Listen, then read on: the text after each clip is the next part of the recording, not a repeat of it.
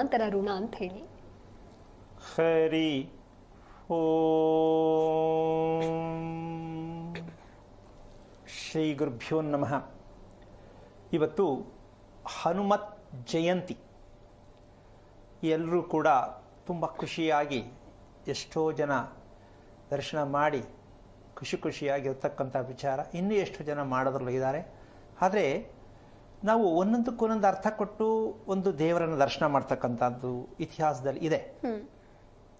ಅದರದೇ ಆದ ಒಂದು ಅರ್ಥ ಇರುತ್ತೆ. ಆ ದಿನದ ವಿಶೇಷ ಏನು, ಆ ದೇವರ ದರ್ಶನ ಮಾಡೋದ್ರಿಂದ ವಿಶೇಷ ಏನು, ಇದೆಲ್ಲವೂ ಕೂಡ ಅರ್ಥಗರ್ಭಿತವಾಗಿರ್ತಕ್ಕಂತಹ ಒಂದು ಆಚರಣೆಗಳೇ ಹಬ್ಬಗಳಾಗಿ ನಮ್ಮ ಮುಂದೆ ಬರುತ್ತೆ. ಆದರೆ ನಾವು ಅದಕ್ಕೆ ಎಷ್ಟು ಮಟ್ಟಕ್ಕೆ ಹತ್ತಿರ ಆಗ್ತಾ ಇದ್ದೀವಿ ಅಂತಕ್ಕಂಥದ್ದನ್ನು ನಾವು ಕೂಡ ಅರ್ಥ ಮಾಡಿಕೊಂಡಾಗ ಅದರ ಅರ್ಥ ನಮ್ಗೆ ಗೊತ್ತಾಗತ್ತೆ. ಎಲ್ಲದಕ್ಕೂ ಅರ್ಥನೇ ಮಾಡ್ಕೋಬೇಕು ಅಂದರೆ ಹನುಮ ಜಯಂತಿಗೆ ಏನು ಅರ್ಥ ಮಾಡ್ಕೋಬೇಕಾಗುತ್ತೆ ಅಂತಕ್ಕಂಥ ವಿಷಯಕ್ಕೆ ಬಂದರೆ, ನಮ್ಮಲ್ಲಿ ಶಕ್ತಿ ಇದೆ, ನಮ್ಮಲ್ಲಿ ಶಕ್ತಿ ಇದೆ ಅಂತ ನಾವು ಒಪ್ಕೊಂಡಿಲ್ಲ. ನನ್ನ ಕೈಲಿ ಆಗಲ್ಲ. ಇದು ಹನುಮತ್ ಜಯಂತಿ ವಿಶೇಷ ಏನಪ್ಪಾ ಅಂದರೆ, ನಮ್ಮ ಕೈಲಿ ಏನು ಆಗಲ್ಲ ಅಂತ ಅನ್ಕೋಬಾರ್ದು. ನನ್ನಲ್ಲಿ ಎಲ್ಲಾ ಶಕ್ತಿಯೂ ಇದೆ ಅಂತ ಅನ್ಕೊಂಡ್ರೆ ಆಂಜನೇಯನ ನೋಡ್ಬೇಕು. ನಾನು ಯಾವುದರಲ್ಲೂ ಕಡಿಮೆ ಇಲ್ಲ, ಎಲ್ಲದರಲ್ಲೂ ನನಗೆ ಶಕ್ತಿ ಕೊಟ್ಟಿದ್ದಾನೆ ಭಗವಂತ. ಶಕ್ತಿಯ ರೂಪದಲ್ಲಿ ನನ್ನಲ್ಲಿ ಇರ್ತಕ್ಕಂಥ ಒಂದು ಶಕ್ತಿ ಇದೆ ಅಂತ ಅನ್ಕೊಳ್ತಕ್ಕಂತಹ ಒಂದು ಪ್ರಾರ್ಥನೆ ಹನುಮತ್ ಜಯಂತಿಯ ಪೂರ್ಣವಾದ ಅರ್ಥ. ಇದು ಒಪ್ಕೋತಾರೋ ಬಿಡ್ತಾರೋ, ಅರ್ಥ ಮಾಡ್ಕೊಂಡಿದ್ದಾರೋ ಅವ್ರು ಬಿಟ್ಟಿದ್ದು. ಆದರೆ ಇಲ್ಲಿ ಒಂದು ಈ ಶಕ್ತಿ ಅಂತಕ್ಕಂಥದ್ದು ನಮ್ಮಲ್ಲಿ ಇದೆ ಅಂತ ಒಪ್ಕೊಂಡ ತಕ್ಷಣ ಶಕ್ತಿ ಹೆಂಗೆ ಗೊತ್ತಾಗತ್ತೆ? ನಮ್ಮಲ್ಲಿ ಇದೆ ಅಂತ ಗೊತ್ತು, ಆದ್ರೂ ನಮಗೆ ಭಯ ಅಲ್ಲ. ಹೌದಲ್ಲ? ಇದು ಜನ್ಮ ಜನ್ಮಾಂತರದಲ್ಲೂ ಹೀಗೆ ನಡ್ಕೊಂಡು ಬಂದಿದೆ. ಇದು ಚೇಂಜ್ ಆಗ್ತಾ ಇಲ್ಲ. ಒಂದೊಂದು ಸಂದರ್ಭದಲ್ಲೂ ನಾವು ಅರ್ಥ ಮಾಡ್ಕೊಳಕ್ ಹೋದಾಗ ಜನ್ಮಾಂತರ ಅಂತಕ್ಕಂಥದ್ದನ್ನ ನಾವು ಗುರುತಿಸ್ಕೊಳ್ಳೋಕ್ಕೆ ಬೇಕಾದಷ್ಟು ಸಂದರ್ಭಗಳಿದೆ. ಪ್ರತಿದಿನ ನಾವು ಒಂದೇ ಸಲ ಹೇಳೋದು ಕಷ್ಟ ಬಂದಾಗ ಯಾವ ಜನ್ಮದ ಕರ್ಮಾನೋ ಅಲ್ವಾ? ಪ್ರತಿ ಕ್ಷಣ ಕೂಡ ನಮಗೆ ಜನ್ಮಾಂತರದ ರಹಸ್ಯ ತೋರಿಸ್ತಾ ಹೋಗುತ್ತೆ, ತಿಳಿಸ್ತಾ ಹೋಗುತ್ತೆ. ಆದರೆ ನಾವು ಅರ್ಥ ಮಾಡ್ಕೋತಾ ಹೋಗ್ಬೇಕು. ಅದೇ ಒಂದು ದಿವ್ಯವಾದ ಶಕ್ತಿ, ನಮಗೇ ಗೊತ್ತಿಲ್ಲದೆ ಇರತಕ್ಕಂಥ ದಿವ್ಯವಾದ ಶಕ್ತಿಯೇ ಜನ್ಮ ಜನ್ಮಾಂತರ. ಇಲ್ಲ ಅಂದ್ರೆ ಎಲ್ಲ ಶಕ್ತಿವಂತರೇ ಆಗ್ಬಿಡ್ಬೋದು, ಎಲ್ಲ ಬಾಡಿ ಬಿಲ್ಡರೇ ಆಗ್ಬಿಡ್ಬೋದು. ಹೌದಲ್ಲ? ಯಾಕೆ ಮತ್ತೆ ಒಬ್ರು ದಪ್ಪ, ಒಬ್ರು ಎತ್ತರ, ಒಬ್ರು ಡುಮ್ಮ, ಒಬ್ರು ಸಣ್ಣ, ಯಾಕೆ ಆಗ್ಬೇಕು ಆ ರೀತಿ? ಇದಕ್ಕೆ ವಿಶೇಷ ಏನಪ್ಪಾ ಅಂದ್ರೆ, ನಾವು ಅರ್ಥ ಮಾಡ್ಕೊಳ್ಳದೆ ಬದುಕ್ತಾ ಇದ್ದೀವಲ್ಲ, ಅದಕ್ಕೆ ಒಬ್ಬೊಬ್ರು ಒಂದೊಂದು ರೀತಿ ಇರ್ತೀವಿ. ಅರ್ಥ ಮಾಡ್ಕೊಳ್ತಕ್ಕಂಥದ್ದು ಇದೆಯಲ್ಲ, ಅದಕ್ಕೆ ತುಂಬಾ ತುಂಬಾ ದೂರ ಇದ್ದೀವಿ. ಯಾಕೆ ಅಂದ್ರೆ ನಾವು ಹತ್ರಕ್ಕೆ ಹೋಗೇ ಇಲ್ಲ. ಸೀತೆ ತಪ್ಪಿಸಿಕೊಂಡಾಗ ಆಂಜನೇಯ ಹೋಗ್ಲೇಬೇಕು ಸೀತೆಯನ್ನು ಹುಡುಕ್ಲಿಕ್ಕೆ. ಸಂದರ್ಭ ಸಮುದ್ರ ಹಾರಿ ಹೋಗ್ಬೇಕು. ಇಲ್ಲಿ ಸಮುದ್ರಕ್ಕೆ ಸೇತುವೆಯನ್ನ ಕಟ್ಟಬೇಕು. ಸಮುದ್ರಕ್ಕೆ ಸೇತುವೆ ಕಟ್ಟೋದಾ, ಆರಿ ಹೋಗೋದಾ ಅಂತ ಪ್ರಶ್ನೆ ಹಾಕಿದ್ರೆ ಏನ್ ಮಾಡ್ಬೇಕಾಗುತ್ತಮ್ಮ? ಸಮುದ್ರಕ್ಕೆ ಸೇತುವೆ ಕಟ್ಟಿ ಸೀತೆ ಹುಡ್ಕೋದಾ, ಅಥವಾ ಸಮುದ್ರ ಆರಿ ಸೀತೆ ಹುಡ್ಕೋದಾ? ಯಾವ್ದು ಮಾಡ್ಬೇಕಾಗತ್ತೆ? ಸೇತುವೆ ಕಟ್ಟೋ ತನಕ ಎಷ್ಟು ಸಂವತ್ಸರಗಳಾಗಬಹುದು. ಅದಕ್ಕೆ ಈಗ ಏನ್ ಮಾಡೋದು? ಸೀತೆ ಹುಡುಕಬೇಕು ಅರ್ಜೆಂಟ್ ಆಗಿ. ಶ್ರೀರಾಮನಿಗೆ ಖುಷಿ ಆಗುವಂತಹ, ನೆಮ್ಮದಿ ಕೊಡ್ತಕ್ಕಂಥ ವಿಚಾರ ಆಗ್ಬೇಕು. ಎಲ್ಲರೂ ಸೇರಿ ಅದಕ್ಕೊಂದು ತೀರ್ಮಾನ ಮಾಡ್ತಾರೆ, ಏನ್ ಮಾಡೋದು ಇವಾಗ ಅಂತ. ಅದಕ್ಕೆ ಆಂಜನೇಯನಿಗೆ ಈ ಶಕ್ತಿ ಇದೆ ಅಂತ ಎಲ್ಲ ಹೇಳಿ ಹುಬ್ಬಿಸ್ತಾರೆ. ನಿನ್ನೆಲ್ಲ ಶಕ್ತಿ ಇದೆ, ನೀನು ಆಕಾಶಕ್ಕೆ ಹಾರಬಲ್ಲೆ ಅಂತ ಹೇಳಿದಾಗ ಆ ಸೀತೆಯ ಶ್ರೀರಾಮನ ಒಂದು ಆದರ್ಶವಾದ ಒಂದು ಖುಷಿ ನೆಮ್ಮದಿಯಿಂದ ನನ್ನ ಸೀತೆಯನ್ನು ಹುಡುಕ್ಲಿಕ್ಕೆ, ಅಂದರೆ ಶ್ರೀರಾಮನನ್ನು ತೃಪ್ತಿಪಡಿಸ್ಲಿಕ್ಕೆ ನಾನು ಹೋಗಲೇಬೇಕು ಅಂತೇಳಿ ಆ ಶಕ್ತಿಯನ್ನು ಪಡ್ಕೊಳ್ಳೋಕ್ಕೆ ಪ್ರಯತ್ನ ಹಾರಿದಾಗ ಅದು ಸಮುದ್ರವನ್ನು ಆರೋದಕ್ಕೆ ತನಗೇ ಗೊತ್ತಿಲ್ಲದೆ ಇರತಕ್ಕಂಥ ಶಕ್ತಿ ನನಗಿದೆ ಅಂತ ಆಂಜನೇಯನಿಗೆ ಅರ್ಥವಾಗ್ತು ಅಂತಕ್ಕಂಥ ವಿಷಯ ಏನಂದ್ರೆ, ಒಂದು ಪುಷ್ ಮಾಡೋದು, ಹೇಳೋದು, ನಿನ್ನೆಲ್ಲ ಶಕ್ತಿ ಇದೆ ಅಂತ ಹೇಳಿದಾಗ, ಅದಕ್ಕೋಸ್ಕರವಾಗಿ ಆಂಜನೇಯನ ದರ್ಶನ ಮಾಡಿದಾಗ, ಆಂಜನೇಯನ ಪ್ರಾರ್ಥನೆ ಮಾಡಿದ್ರೆ, ಆಂಜನೇಯನ ಮಂತ್ರ ಹೇಳಿದ್ರೆ ಆಂಜನೇಯ ನಮ್ಮ ಕಡೆ ನೋಡಲ್ಲ. ಆಂಜನೇಯನ ನೋಡ್ತೀವಿ, ಪೂಜೆ ಮಾಡ್ತೀವಿ. ಆಂಜನೇಯನ ದರ್ಶನ ಮಾಡಿದ್ರೆ ನಿಮ್ಗೇನು ಒಳ್ಳೇದಾಗಲ್ಲ, ಕೇಳಿ ಸಿಕ್ಕಲ್ಲ. ಹಾಗಿದ್ಮೇಲೆ ಶ್ರೀರಾಮ್ ಅಂತ ಹೇಳಿದ ತಕ್ಷಣ ಆಂಜನೇಯ ಏರ್ತಾ ಹೋಗ್ತಾರಂತೆ. ಎಷ್ಟು ಸಲ ನೀವು ಶ್ರೀರಾಮ್ ಶ್ರೀರಾಮ್ ಅಂತ ಹೇಳ್ತಾ ಇರ್ತೀರೋ, ಪಾದವನ್ನ ನೋಡಿ ಹೇಳಬೇಕು, ಎಲ್ಲೋ ನೋಡೋದಲ್ಲ ಆಂಜನೇಯನ. ನಾವು ನೇರ ಹೋಗಿ ಮುಖನೇ ನೋಡ್ಬಿಡ್ತೀವಿ. ಮಹಾವಿಷ್ಣುವಿನ ಇರ್ತಕ್ಕಂಥ ಸತ್ಯ ಏನು ಅಂದರೆ, ಕಾಲಿಗೆ ಮೊದಲು ಪೂರ್ಣವಾಗಿ ಶರಣಾಗತಿ ಹಾಕಿ ನಮ್ಮ ದೃಷ್ಟಿಯನ್ನು ಕಾಲ ಮೇಲೆ ಬಿಡಬೇಕು. ಎಷ್ಟೋ ಪುಣ್ಯಾತ್ಮರು ಕಾಲನ್ನೇ ಮುಚ್ಚಿಬಿಟ್ಟಿರ್ತಾರೆ, ಅವ್ರಿಗೇನು ಹೇಳೋಣ. ಆಂಜನೇಯರು ಕಾಲು ತೋರಿಸಿ ದರ್ಶನ ಆಗಬೇಕು ಅಂತ ಎಷ್ಟು ಜನ ಪುರೋಹಿತರು ಗೊತ್ತು? ಇದು ದೊಡ್ಡ ಸಮಸ್ಯೆ. ತಂದಿದ್ದು ತುಳಸಿ ಎಲ್ಲ ತುಂಬಿ ತುಂಬಿ ತುಂಬಿ ಮುಖ ಮಾತ್ರ ಎಷ್ಟು ಕಾಣ್ತಾ ಇರ್ತದೆ, ಇನ್ನು ಮಿಕ್ಕದ್ದೆಲ್ಲ ಮುಚ್ಚಿಬಿಟ್ಟಿರ್ತಾರೆ. ಅಂದರೆ ಎಲ್ಲರೂ ಮಾಡಲ್ಲ, ಕೆಲವರು. ಅದಕ್ಕೋಸ್ಕರವಾಗಿ ಆಂಜನೇಯನ ವಿಶೇಷ ದರ್ಶನ ಅಂದರೆ ಮಂಡಿಯಿಂದ ಪಾದದವರೆಗೆ ಪೂರ್ಣವಾಗಿ ಎಲ್ಲಿ ಕಾಣಿಸುತ್ತೆ ಅದು ದಿವ್ಯವಾದ ದರ್ಶನ. ಅದನ್ನು ಯಾರು ಮುಚ್ಚಿರ್ತಾರೆ, ದೇವಸ್ಥಾನಕ್ಕೆ ಹೋದ್ರೂ ಪ್ರಯೋಜನ ಇಲ್ಲ.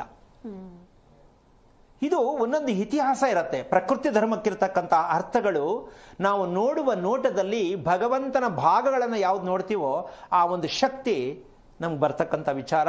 ಜೊತೆಗೆ ಮಂಗಳಾರತಿ ಏನಕ್ಕೆ ಮಾಡಬೇಕು ದೇವರಿಗೆ? ದೇವರು ಮಂಗಳಾರತಿ ಯಾಕೆ ಮಾಡಬೇಕು, ಆರತಿ ಯಾಕೆ ಮಾಡಬೇಕು ಅಂತಕ್ಕಂಥ ಒಂದು ವಿಚಾರಕ್ಕೆ ಬಂದಾಗ, ಭಗವಂತನಲ್ಲಿ ನಮ್ಮಲ್ಲಿ ಏನೇನಿದೆಯೋ ಅದೇ ರೀತಿ ಕೈ ಕಾಲು ಬೆರಳು ಪ್ರತಿಯೊಂದು ಇರುತ್ತಲ್ಲ, ಅದಕ್ಕರ್ಥ ನಮ್ಮ ಪ್ರತಿರೂಪ ಭಗವಂತನ ಪ್ರತಿರೂಪ ನಾವು, ನಮ್ಮ ಪ್ರತಿರೂಪ ಭಗವಂತ. ಇದೆರಡು ಸಂಯೋಗ ಆಗ್ತಕ್ಕಂತಹ ಒಂದು ಶಕ್ತಿಯನ್ನು ಪಡ್ಕೋಬೇಕು ಅಂತಕ್ಕಂಥದ್ದೇ ಭಗವಂತನ ದರ್ಶನ ಮಾಡ್ತಕ್ಕಂಥ ಅರ್ಥ. ನಾವು ದೇವರು, ದೇವರು ನಾವು, ಈ ಥರ ಇರ್ಬೇಕು ನಾವು. ನಾನಲ್ಲ ದೇವರಲ್ಲೈತೆ, ಈ ರೀತಿಯಾಗಿ ಬದುಕಲ್ಲ. ಇದು ದೇವರ ದರ್ಶನದಿಂದ ಉಪಯೋಗ ಆಗಲ್ಲ. ನಾವು ಅದನ್ನಂತೂ ಅಷ್ಟು ಸುಲಭ ಕಲ್ತಿಲ್ಲ. ದೇವರು ಗುಡಿಯಲ್ಲಿದ್ದಾನೆ, ನಾನು ಮನೆಯಲ್ಲಿದ್ದೀನಿ, ನಾನು ಹೊರಗಿದ್ದೀನಿ.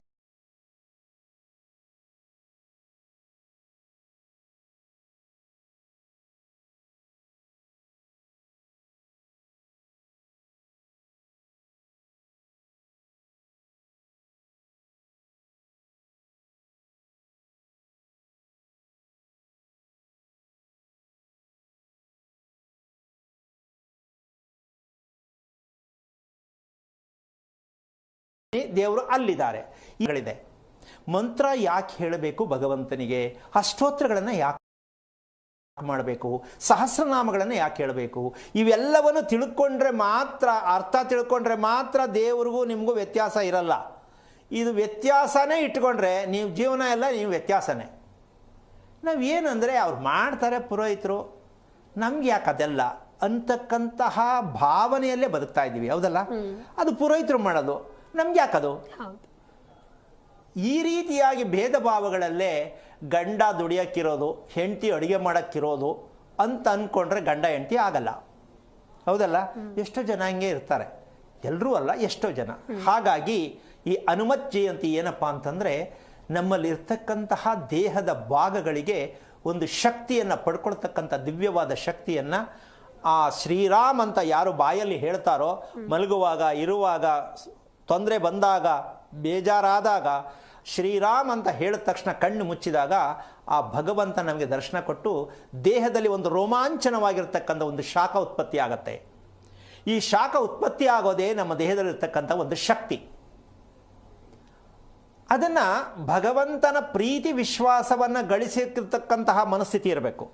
ಎಲ್ಲೋ ಮನಸ್ಸಿಟ್ಕೊಂಡು ದೇವರ ಹೆಸರು ಹೇಳಿದ್ರಲ್ಲ, ಪೂರ್ಣವಾಗಿ ಕಣ್ಣು ಮುಚ್ಚಿ ಶ್ರೀರಾಮ್ ಅಂತ ಹೇಳಿದ ತಕ್ಷಣ ಮೈ ಬಿಸಿ ಆಗತ್ತೆ. ಇದು ಇವತ್ತು ಸಾಮಾನ್ಯವಾಗಿ ಪ್ರತಿಯೊಬ್ಬರು ಗಮನಿಸ್ಕೋಬೋದು. ಕಣ್ಣು ಮುಚ್ಚಿ ಶ್ರೀರಾಮ್ ಅಂತ ಹೇಳಿ ನಿಮ್ಮ ಮೈಯೆಲ್ಲ ರೋಮಾಂಚನ ಆಗತ್ತೆ, ಒಂದು ಖುಷಿ ಆಗತ್ತೆ. ಈ ಎನರ್ಜಿ ಟಾನಿಕ್ ಪ್ರತಿಯೊಬ್ಬರಿಗೂ ಪ್ರತಿದಿನ ಪ್ರತಿ ಕ್ಷಣ ಬೇಕಾಗತ್ತೆ. ನಿಮ್ಮ ಶಕ್ತಿ ನೀವು ಪರೀಕ್ಷೆ ಮಾಡ್ತಂಗಾಗತ್ತೆ, ನಿಮ್ಮ ಉತ್ಸಾಹ ಪ್ರಾರಂಭ ಆಗ್ತಾ ಹೋಗುತ್ತೆ. ನೀವು ಯಾವುದ್ರಲ್ಲೂ ಸೋಲಂಗಿಲ್ಲ, ಸೋಲೋದು ಬೇಡ ಅಂತಕ್ಕಂಥ ಒಂದು ಶಕ್ತಿಯನ್ನು ತೋರಿಸ್ತಕ್ಕಂಥದ್ದೇ ಈ ಹನುಮತ್ ಜಯಂತಿಯ ಒಂದು ಸಣ್ಣವಾದ ಒಂದು ವಿಚಾರ ಆಗಿರುತ್ತೆ. ಎಲ್ರಿಗೂ ಆದಷ್ಟು ಮಟ್ಟಕ್ಕೂ ಇನ್ನು ಮೇಲೆ ಸಮಸ್ಯೆ ಬಂದಾಗ ಕಣ್ಣು ಮುಚ್ಚಿ ಕೂತ್ಕೊಂಡು ಶ್ರೀರಾಮ್ ಅಂತ ಹೇಳೋದೋ, ಅಥವಾ ಒಂದು ದಿನದಲ್ಲಿ ಒಂದು 108 ಸಲ ಬರ್ಸೋದೋ ಬರೆಯೋದೋ ಮಾಡ್ತಕ್ಕಂತಹ ಒಂದು ಪ್ರಯತ್ನವನ್ನು ಮಾಡಿದಾಗ ನಮ್ಮ ದೇಹದಲ್ಲಿರ್ತಕ್ಕಂಥ ಶಕ್ತಿ ನಮ್ಮನ್ನು ಹೆಚ್ಚೆಚ್ಚಿಗೆ ತೊಗೊಂಡೋಗುತ್ತೆ. ಇಲ್ಲ, ನಾನು ಸೋಲಲ್ಲ, ನಾನು ಯಾವಾಗಲೂ ಗೆಲುವಿನಲ್ಲೇ ಇರ್ತೀನಿ. ಈ ಉತ್ಸಾಹ ಪ್ರತಿಯೊಬ್ಬರಲ್ಲೂ ಬರಬೇಕು, ಮಕ್ಕಳಿಗೂ ಕಲಿಸ್ಕೊಡ್ಬೇಕು. ತಂದೆ ತಾಯಿಯೂ ಕೂಡ ಇದರ ಬಗ್ಗೆ ಪ್ರಯತ್ನವನ್ನು ಮಾಡಿದಾಗ ಮಕ್ಕಳಿಗೂ ಕೂಡ ಒಂದು ಅನುಕೂಲವಾದಂತಹ ಒಂದು ವಾತಾವರಣ ಸೃಷ್ಟಿಯಾಗತ್ತೆ. ನಾವೆಲ್ಲೋ ಹೋಗಿ ಕೇಳೋದು ಬೇಡ, ಕಾಯೋದು ಬೇಡ, ಯಾರೋ ಹೇಳೋದನ್ನು ಕೇಳೋದು ಬೇಡ. ಅಂದರೆ ನಮ್ಮ ದೇಹದಲ್ಲೇ ಇರತಕ್ಕಂಥ ಶಕ್ತಿಯನ್ನು ನಾನು ಉತ್ಪತ್ತಿ ಮಾಡ್ತಕ್ಕಂತಹ ಒಂದು ಪ್ರಯತ್ನ ಪಟ್ಟಾಗ ದೇಹದಲ್ಲಿರುವ ಶಕ್ತಿಯನ್ನು ಉತ್ಪತ್ತಿ ಮಾಡ್ಕೋಬೇಕು, ಹೊಸದಾಗಲ್ಲ. ಆ ಶಕ್ತಿಯನ್ನು ನಾವು ಕುಂದಿಸ್ತಾ ಇದ್ದೀವಿ. ಇವತ್ತೊಂದಲ್ಲ, ತಲತಲಾಂತರದಿಂದ ಜನ್ಮಾಂತರದಿಂದನೂ ಕೂಡ ಹೀಗೇ ಬರ್ತಾ ಇದ್ದೀವಿ. ಅದಕ್ಕೆ ಜನ್ಮಾಂತರ ಅಂತಕ್ಕಂತಹ ವಿಚಾರಕ್ಕೆ ರಹಸ್ಯಕರ್ತನಾಗಿರ್ತಕ್ಕಂತಹ ಶ್ರೀಮನ್ನಾರಾಯಣನ ಪಾದ ಕಮಲಕ್ಕೆ ಕೋಟಿ ಕೋಟಿ ನಮಃ. ಜನ್ಮಾಂತರ ಅಂತಕ್ಕಂಥ ವಿಷಯಕ್ಕೆ ಬಂದರೆ ಹೆಂಗಸರ ವಿಷಯ ತಗೊಳ್ಬೇಕಾಗತ್ತೆ, ಒಂದು ಮಗುವಿನ ವಿಷಯ ತಗೊಳ್ಬೇಕಾಗತ್ತೆ. ಹೆಂಗಸರಿಗೆ ಬೇಜಾರು ಅಂತ ಯಾರಿಗಿಲ್ಲ ಅಮ್ಮ, ಎಲ್ಲರಿಗೂ ಮೊದಲನೇ ಸಬ್ಜೆಕ್ಟ್ ಇದು. ಯಾವುದೋ ಒಂದು ಕಾರಣಕ್ಕೆ ಬೇಜಾರು, ಇದು ಇವತ್ತಿಂದಲ್ಲ, ಹಳೆ ಸಾಲ ತಾನೆ, ಇದಕ್ಕೆ ಜನ್ಮಾಂತರ ಕೊಡ್ಬೋದಲ್ಲ, ಜನ್ಮಾಂತರ ಅಂತ ಹೇಳ್ಬೋದಲ್ಲ. ಹೆಂಗಸರಿಗೆ ಬೇಸರ ಯಾವಾಗಲೂ ಯಾಕೆ? ಇದು ತುಂಬ ದೊಡ್ಡ ಯಕ್ಷ ಪ್ರಶ್ನೆಯಾಗೇ ಉಳಿದಿದೆ. ಸಾಧ್ಯವಾದಷ್ಟು ಮಟ್ಟಕ್ಕೆ ಪ್ರಯತ್ನ ಮಾಡೋಣ ಅಂತ ಇವತ್ತು ಹೇಳ್ತಿದ್ದೀನಿ.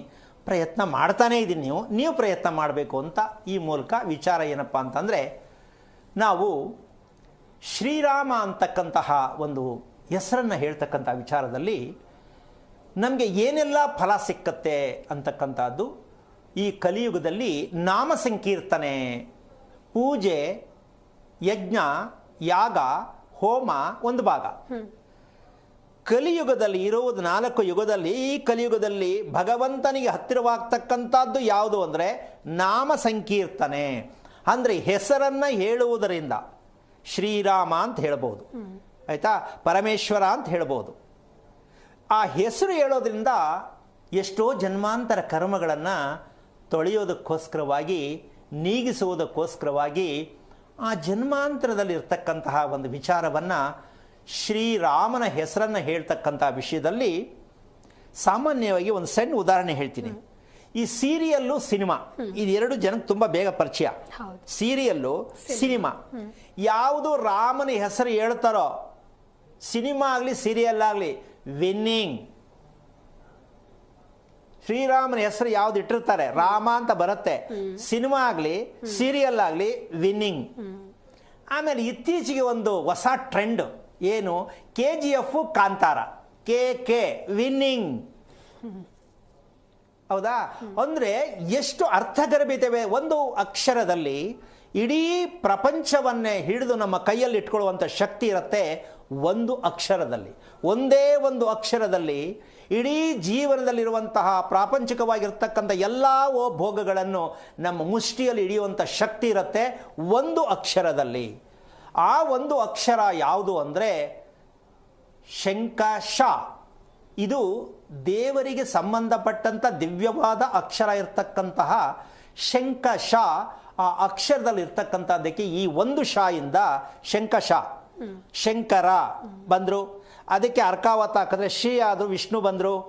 ಒಂದೇ ಅಕ್ಷರದಲ್ಲಿ ರಾಮ, ಪರಮೇಶ್ವರ ಇವರಿಬ್ಬರು, ಅವ್ರು ಬಿಟ್ಟು ಇವರಿಲ್ಲ, ಇವ್ರು ಬಿಟ್ಟು ಅವರಿಲ್ಲ. ಆದರೂ ನಾವು ನಮ್ಮದು ಅಂತ ಬೇರೆ ಬೇರೆ ಅಂದ್ಕೊಂಡವ್ರು ಅಂದ್ಕೊಳ್ಳಿ. ಆದರೆ ಆ ಅಕ್ಷರವನ್ನು ಯಾರು ಇದನ್ನು ಬಳಸ್ತಾರೋ ಅವರಿಗೆ ಆ ದಿವ್ಯವಾದ ಹೊಸ ಶಕ್ತಿ ಪ್ರತಿ ಕ್ಷಣ, ಯಾರು ಅದನ್ನು ಕರೀತಾರೋ ಅಂದರೆ ಕೂಗ್ತಾರೋ ಅವರಿಗೆ ಋಣ ಕಮ್ಮಿ ಆಗತ್ತೆ, ಕರ್ಮ ಕಮ್ಮಿ ಆಗತ್ತೆ. ಯಾರು ಅದನ್ನು ಕಿವಿಯಲ್ಲಿ ಕೇಳಿಸ್ಕೋತಾರೋ ಅವ್ರಿಗೆ ಕರ್ಮ ಕಳೆಯುತ್ತೆ. ಅಂದರೆ ಒಂದು ಮಗುವಿನ ಹೆಸರನ್ನು ಇಡ್ತಕ್ಕಂಥ ವಿಚಾರದಲ್ಲಿ ನಾವಿಲ್ಲಿ ಸೋತಿದ್ದೀವಿ. ಒಂದು ಮಗುವಿಗೆ ಹೆಸರಿಡ್ತಕ್ಕಂಥದ್ರಲ್ಲಿ ನಾವು ಯಾವುದು ದಿವ್ಯಾಕ್ಷರ ಮಕ್ಕಳ ಹೆಸರಲ್ಲಿ ಇರಬೇಕು, ಜನ್ಮ ಜನ್ಮಾಂತರ ಋಣಗಳನ್ನ ತೀರಿಸಲೇಬೇಕು ಅನ್ನೋದೇ ಆದರೆ ಈ ಒಂದು ಶಂಕಶ ಅಕ್ಷರವನ್ನು ಬಳಸ್ತಕ್ಕಂಥ ಪ್ರಯತ್ನವನ್ನು ಮಾಡಿದಾಗ ಅದಕ್ಕೆ ರಕಾರ ಅರ್ಕಾವತ್ ಕೊಟ್ಟರೆ ಶ್ರೀ ಆಗತ್ತೆ. ಆ ಒಂದು ಪಕ್ಕದಲ್ಲಿ ಶ್ರೀಗೆ ರಾವತ್ ಬರುತ್ತೆ. ಇಲ್ಲಿ ಲೆಕ್ಕ ಹಾಕ್ಕೊಳ್ಳಿ, ಶಾ ಮತ್ತು ರಾ ಇದು ಎರಡೂ ಸಂಯೋಗವಾಗಿರ್ತಕ್ಕಂಥ ಜನ್ಮ ಜನ್ಮಾಂತರ ಕರ್ಮಗಳನ್ನ ತೊಳೆಯೋದಕ್ಕೆ ಈ ಎರಡು ಅಕ್ಷರ ಯಾವ ಮಕ್ಕಳಿಗೆ ಇಟ್ಟಿರ್ತೀರೋ ನೀವಿಟ್ಕೊಂಡಿರ್ತೀರೋ ಆ ಶಕ್ತಿ ಎಷ್ಟರ ಮಟ್ಟಿಗಿದೆ ಅಂತ ಬೇಕಾದ್ರೆ ಸಾಬೀತು ಮಾಡಿಸಿ ತೋರಿಸ್ಬೋದು. ಇದನ್ನು ನಾನು ನ್ಯೂಮರಾಲಜಿ ಅಂತ ಅನ್ಕೋಬೇಡಿ ದಯವಿಟ್ಟು. ಇದೊಂದು ತಂದುಬಿಡ್ತಾರೆ ಫಾರಿನ್ ಸ್ಟೈಲು, ಅದು ನಮ್ಮ ದೇಶದ ಕಲ್ಚರ್ ಅಲ್ಲ. ನ್ಯೂಮರಾಲಜಿ ನಮ್ಮ ದೇಶದಲ್ಲಿಲ್ಲ. ಆದರೂ ಎಷ್ಟೋ ಜನ ಓಡ್ತಾ ಇದ್ರೆ ಓಡಲಿ. ಆದರೆ ಒಂದಂತೂ ಸತ್ಯ, ಈ ಶಾ ಅಂತ ಇರತಕ್ಕಂತಹ ಅಕ್ಷರದಲ್ಲಿ ಈಗ ನಾವು ಇಷ್ಟು ಮಹತ್ವವನ್ನು ಯಾಕೆ ಕೊಡಬೇಕು ಅಂದರೆ ನಮ್ಮ ಸಪ್ತ ಸ್ವರ ಸಂಗೀತದಲ್ಲಿರ್ತಕ್ಕಂಥ 7 ಅಕ್ಷರ ಹೌದಲ್ಲಮ್ಮ. ನಮ್ಮ ಕಾಮನ ಬಿಲ್ಲಲ್ಲಿ 7 ಬಣ್ಣ ಇದೆ. ನಮ್ಮ ಸೂರ್ಯನ ಕಿರಣದಲ್ಲಿ 7 ಬಣ್ಣ ಇದೆ. ಹೌದಾ? ನಮ್ಮ ದೇಶದ ಭೂಪಟದಲ್ಲಿ 7 ನದಿ ಇದೆ. ಹೀಗೆ ಭೂಮಿಯಲ್ಲಿ ಸಪ್ತ ಲೋಕ 7 ಲೋಕ ಇದೆ. ಅದೇ ರೀತಿ ನಮ್ಮ ಮುಖದ ಭಾಗದಲ್ಲಿ 7 ಶೃಂಗ ಅಂದರೆ ಈ ಋಷಿ ಮುನಿಗಳು ಅಂತ ನಾವೇನು ಹೇಳ್ತೀವಿ, ಈ 7 ಜನ ಋಷಿಗಳು ನಮ್ಮ ಮುಖದಲ್ಲಿ ವಾಸ ಮಾಡ್ತಾ ಇದ್ದಾರೆ ಅಂತ ಲೆಕ್ಕ. ಅದಕ್ಕೆ ಬೆಳಿಗ್ಗೆ ಎದ್ದ ತಕ್ಷಣ 2 ಕೈಗಳನ್ನು ಉಜ್ಜಿ ಮುಖಕ್ಕೆ ಸ್ಪರ್ಶ ಮಾಡ್ತಕ್ಕಂಥ ಉದ್ದೇಶ ಈ 7 ಋಷಿಗಳ ಅನುಗ್ರಹ ನಮ್ಮ ದೇಹಕ್ಕೆ ಪ್ರಾಪ್ತಿಯಾಗಲಿ ಅಂತೇಳಿ 2 ಕೈಗಳನ್ನು 7 ಋಷಿಗಳ ಅನುಗ್ರಹ ನಮ್ಮ ದೇಹಕ್ಕೆ ಪ್ರಾಪ್ತಿಯಾಗಲಿ ಅಂತೇಳಿ 2 ಕೈಗಳನ್ನು ಉಜ್ಜಿ ಯಾರು ನಮಸ್ಕಾರ ಮಾಡ್ತಾರೋ, ತದನಂತರ ನಿಧಾನವಾಗಿ ಕಣ್ಣು ಬಿಡ್ತಾರೋ ಪ್ರಪಂಚ ಸುಂದರವಾಗಿ ಕಾಣಿಸುತ್ತೆ. ನಮ್ದು ಹಂಗಲ್ಲ, ದಡ ದಡ ದಡ ದಡ ಅಂತ ಪ್ರಾಣಿಗಳ ಥರ ಓಡೋಗೋದು. ಬಾಗತ್ತೆಯೋ ಓಡೋಗ್ಬಿಡ, ಅಲ್ಲಿಗೆ ಹೋಗ್ಬಿಡ, ಸಾಯಂಕಾಲ ತನಕ ಎಲ್ಲ ಬ್ಯಾಡ್ ಡೇ. ಸೊ ಈ ರೀತಿಯಾಗಿರ್ತಕ್ಕಂಥ ಅರ್ಥಗರ್ಭಿತವಾದ ವಿಚಾರಗಳನ್ನ ತಿಳ್ಕೊಂಡಾಗ ನಮ್ಗೆ ಎಷ್ಟು ಮನಸ್ಸಿಗೆ ಖುಷಿ ಆಗುತ್ತೆ. ಸ್ವಲ್ಪ ಯೋಚನೆ ಮಾಡಿ, ಮಕ್ಕಳಿಗೆ ಇದನ್ನೆಲ್ಲ ಹೇಳಿಕೊಟ್ರೆ ಎಷ್ಟು ಅರ್ಥಗರ್ಭಿತವಾಗಿರುತ್ತೆ ಯೋಚನೆ ಮಾಡಿ. ಅದಕ್ಕೋಸ್ಕರವಾಗಿ ಒಂದು ಮಗು ಹುಟ್ಟಬೇಕಾದ್ರೆ 7 ಜನ್ಮದ ಕರ್ಮಗಳನ್ನ ತಂದಿರುತ್ತೆ. ಎಷ್ಟು ಜನ್ಮದ್ದು? 7 ಜನ್ಮದ ಕರ್ಮಗಳನ್ನ ಮಗು ತಂದಿರುತ್ತೆ ಒಂದು ಮಗು ಹುಟ್ಟಿದಾಗ. ಆ 7 ಜನ್ಮ ಹೆಂಗ್ ಬಂತದು ನಾವೇನ್ ತಿಳ್ಕೊಳ್ಳೋದು ಅಂದ್ರೆ, ತಾಯಿ ಕಡೆ 3, ತಂದೆ ಕಡೆ 3, ಮಗುವಿನ ಹಿಂದಂದು, ಇದು 7 ಕೂಡ 7 ಚಕ್ರಗಳು ನಮ್ಮ ದೇಹದಲ್ಲಿ ಅಡಕವಾಗಿದೆ. 6 ದೋಷಗಳು ನಮ್ಮ ದೇಹದಲ್ಲಿ ಅಡಕವಾಗಿದೆ. ಆದರೆ ನಾವು ಪ್ರಕೃತಿಗೂ ನಮ್ಮ ದೇಹವನ್ನು ಸಂಯೋಗ ಮಾಡ್ತಕ್ಕಂತಹ ಒಂದು ವಿಚಾರನೆ ನಮಗೆ ಗೊತ್ತಾಗಿಲ್ಲ. ಪ್ರಕೃತಿಗೆ ನಾವು ಹೊಂದಾಣಿಕೆ ಆಗಬೇಕು, ಆಗಿಲ್ಲ. ಅದಕ್ಕೆ ಪ್ರಕೃತಿನೇ ಬೇರೆ, ನಾವೇ ಬೇರೆ. ಅದಕ್ಕೋಸ್ಕರವಾಗಿ ಜೀವ ಮತ್ತೆ ಜೀವನ, ಜೀವಕ್ಕೂ ಏನು ಗೊತ್ತಿಲ್ಲ, ಜೀವನಕ್ಕೂ ಏನು ಗೊತ್ತಿಲ್ಲ. ಕಾರಣ ಈ ಜೀವ ಮತ್ತೆ ಜೀವನವನ್ನ ಸಂಯೋಗ ಮಾಡ್ತಕ್ಕಂಥದ್ದೇ ಮನುಷ್ಯತ್ವದ ಲಕ್ಷಣ. ಜೀವ ಮತ್ತೆ ಜೀವನ ಸಂಬಂಧ ಇರ್ಬೇಕಲ್ಲಮ್ಮ. ಆದ್ರೆ ನಾವು ಜೀವನನೇ ಬೇರೆ, ಜೀವನೇ ಬೇರೆ, ಇದು ದೇವ್ರು ಕೊಟ್ಟಿದ್ದು, ಇದು ನಾವು ಮಾಡ್ಕೊಂಡಿದ್ದು. ಈ ತರ ಪರದಾಟದ ಜೀವನ ಆಗಬಾರದು. ಅಂದ್ರೆ ಈ 7 ಅಂತಕ್ಕಂಥ ಜನ್ಮಾಂತರದ ವಿಚಾರಗಳನ್ನ ಬೆಳಿಗ್ಗಿಂದ ಸಂಜೆ ಮಲಗೋವರೆಗೂ, ಬೆಡ್ಡಿಂದ ಎದ್ದು ಬೆಳಗ್ಗೆ ಸಂಜೆ ಮಲಗೋವರೆಗೂ ಇದನ್ನ ಬಳಸೋದೇ ಆದರೆ ಪ್ರತಿಯೊಬ್ಬರು ಶಕ್ತಿವಂತರಾಗಿ ಆರೋಗ್ಯವಂತರಾಗಿ ಬದುಕಲಿಕ್ಕೆ ತುಂಬಾ ಅದೃಷ್ಟವನ್ನ ಪಡ್ಕೊಳ್ಳೋದಕ್ಕೆ ಸಾಧ್ಯವಾಗುತ್ತೆ. ಈಗ ಸರಿ ಗುರುಜಿ, ಈ ಕುರಿತಂತೆ ಮತ್ತಷ್ಟು ಮಾತನಾಡ್ತಾ ಹೋಗೋಣ. ಕಾಲರ್ ಒಬ್ರು ಇದ್ದಾರೆ, ಮಾತನಾಡ್ಬಿಡೋಣ. ಕೋಲಾರಿಂದ ಮಂಜುನಾಥ್ ಅಂತ ಹೇಳಿ ಕರೆ ಮಾಡಿದ್ದಾರೆ. ನಮಸ್ಕಾರ ಮಂಜುನಾಥ್. ನಮಸ್ತೆ ಮೇಡಮ್. ಯಾರ ಬಗ್ಗೆ ಕೇಳಬೇಕಾಗಿತ್ತು? ನಕ್ಷತ್ರ ತಿಳಿಸಿ, ಗುರುಜಿ ಇದ್ದಾರೆ, ಮಾತನಾಡಿ. ನಮ್ಮ ಬಗ್ಗೆ ಕೇಳಬೇಕಾಯ್ತು. ಹಲೋ, ನಮಸ್ತೆ ಗುರುಜಿ. ಹರಿ ಓಂ. ನಾರಾಯಣ. ಹೇಳಿಪ್ಪ, ನಕ್ಷತ್ರ ಯಾವುದು? ಧನಿಷ್ಠ ನಕ್ಷತ್ರ ಗುರುಜಿ. ಓಕೆ, ಎಷ್ಟು ವಯಸ್ಸು ತಮಗೆ? 48 ಗುರುಜಿ. ಏನಾಗಬೇಕಿತ್ತು? ಆರೋಗ್ಯದ ಬಗ್ಗೆ ತಿಳ್ಕೊಬೇಕಾಯ್ತು. ಆರೋಗ್ಯ. ಏನು ಓದಿದ್ದೀರಾ? ಸೆಕೆಂಡ್ PU ಗುರುಜಿ. ಓಕೆ. ಮದುವೆ ಆಗಿ ಎಷ್ಟು ವರ್ಷ ಆಯ್ತು? ಗುರುಜಿ ಮದುವೆ ಆಗಿ 19 ವರ್ಷ ಆಯ್ತು. 19? ಹೌದು ಗುರುಜಿ. ಓಕೆ. ದೇಹ, ನಿಮ್ಮ ದೇಹದ ಬಗ್ಗೆ ವಿಚಾರ ಲೆಕ್ಕ ಹಾಕಿದ್ರೆ, ನಾನು ಮನಸ್ಸು ತೂಕ ಇದೆ, ನನ್ನ ದೇಹ ತೂಕ ಇದೆ, ಯಾವ್ದು ಅರ್ಥ ಆಗಿದೆ ನಿಮ್ಗೆ? ಮನಸ್ಸು ತೂಕ ಇದೆಯಾ, ದೇಹ ತೂಕ ಇದೆಯಾ? ಎರಡರಲ್ಲಿ ಯಾವ ತೂಕ ಅನ್ಸುತ್ತೆ ನಿಮ್ಗೆ? ಮನಸ್ಸು ತೂಕ ಗುರುಜಿ. ಓಕೆ. ಈ ಮನಸ್ಸು ತೂಕ ಇದೆ ಅಂತ ಗೊತ್ತಾಗಿ ಎಷ್ಟು ವರ್ಷ ಆಯ್ತು? ಗೊತ್ತಾಯ್ತು ಗುರುಜಿ, ಮೊದ್ಲಿಂದಾನೇ ಗೊತ್ತು ಗುರುಜಿ. ಮತ್ತೆ ಯಾಕೆ ತೂಕ ಹಂಗೆ ಇರ್ಲಿ ಅಂತ ಬಿಟ್ಕೊಂಡ್ರಾ? ಅದೇ ಗುರುಜಿ, ಹೇಳೋರು ಯಾರು ಇಲ್ಲ ಗುರುಜಿ, ಅದಕ್ಕೋಸ್ಕರ ನಿಮ್ದು ಪ್ರೋಗ್ರಾಮ್ ನೋಡಿ ಕಾಲ್ ಮಾಡಿದೆ ಗುರುಜಿ. ಓಕೆ. ನಿಮ್ಗೆ ಅಕಸ್ಮಾತ್ ಆಗಿ ಎಲ್ಲಾರು ಮೈಯಲ್ಲಿ ಕೈ ಹಾಕಿ ಸ್ವಲ್ಪ ಹಿಂಗೆ ನವೆ ಇದ್ದ ಕೆರೆದ ತಕ್ಷಣ ಸಣ್ಣದ ಗುಳ್ಳೆ ಕ್ರಿಯೇಟ್ ಆಗ್ತಕ್ಕಂಥದ್ದು ಗೊತ್ತಾಗಿದ್ಯಾ? ಇಲ್ಲ, ಆಲ್ರೆಡಿ ಗುಳ್ಳೆ ಇದೆ ಗುರುಜಿ, ಅದು ಕಮ್ಮಿ ಆಗಿಲ್ಲ, ಹಂಗೆ ಇದೆ, ಕೆರ್ಕೊಂತ ಇರ್ತೀನಿ ಅವಾಗ ಅವಾಗ. ಅಯ್ಯೋ, ಎಷ್ಟು ಅದ್ಭುತವಾದ ಪವಾಡಾಲಮ್ಮ.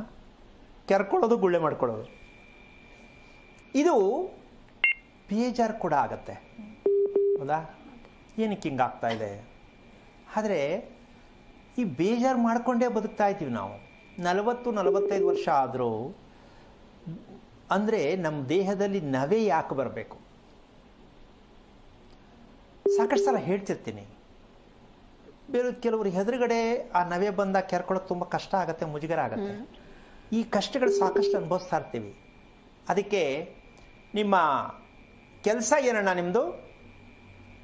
ಡ್ರೈವಿಂಗ್ ಮಾಡ್ತೀನಿ ಗುರುಜಿ. ಡ್ರೈವಿಂಗ್ ಎಷ್ಟು ವರ್ಷದಿಂದ? ಗುರುಜಿ ಒಂದು 10 ವರ್ಷದಿಂದ ಮಾಡ್ತೀನಿ ಗುರುಜಿ. ಓಕೆ. ಎಷ್ಟೊತ್ತು ಮನೆಗೆ ಬರೋದು? ಗುರುಜಿ 9-9:30 ಬರ್ತೀನಿ ಗುರುಜಿ. ಊಟ ಮಾಡೋದು ಎಷ್ಟೊತ್ತಿಗೆ?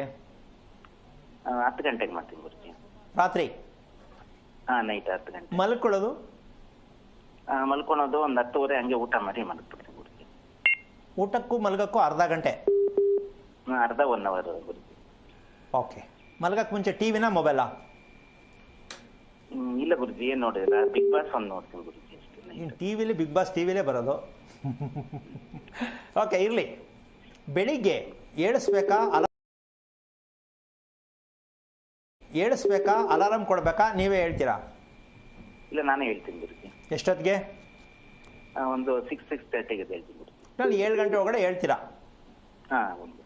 ಸೂರ್ಯೋದಯ ಎಷ್ಟೊತ್ತಿಗೆ ಆಗ್ಬೋದು ಪ್ರಪಂಚದಲ್ಲಿ? ಬೇಡ, ನಿಮ್ಮೂರಲ್ಲಿ ಒಂದು 6 ಗಂಟೆ, 5:50, 6 ಗಂಟೆ ಒಳಗಾಗುತ್ತೆ. ಸೂರ್ಯನ ನಾವ್ ಎಳಿಸ್ಬೇಕಾ, ಸೂರ್ಯ ನಮ್ಮನ್ನ ಎಳಿಸ್ಬೇಕಾ?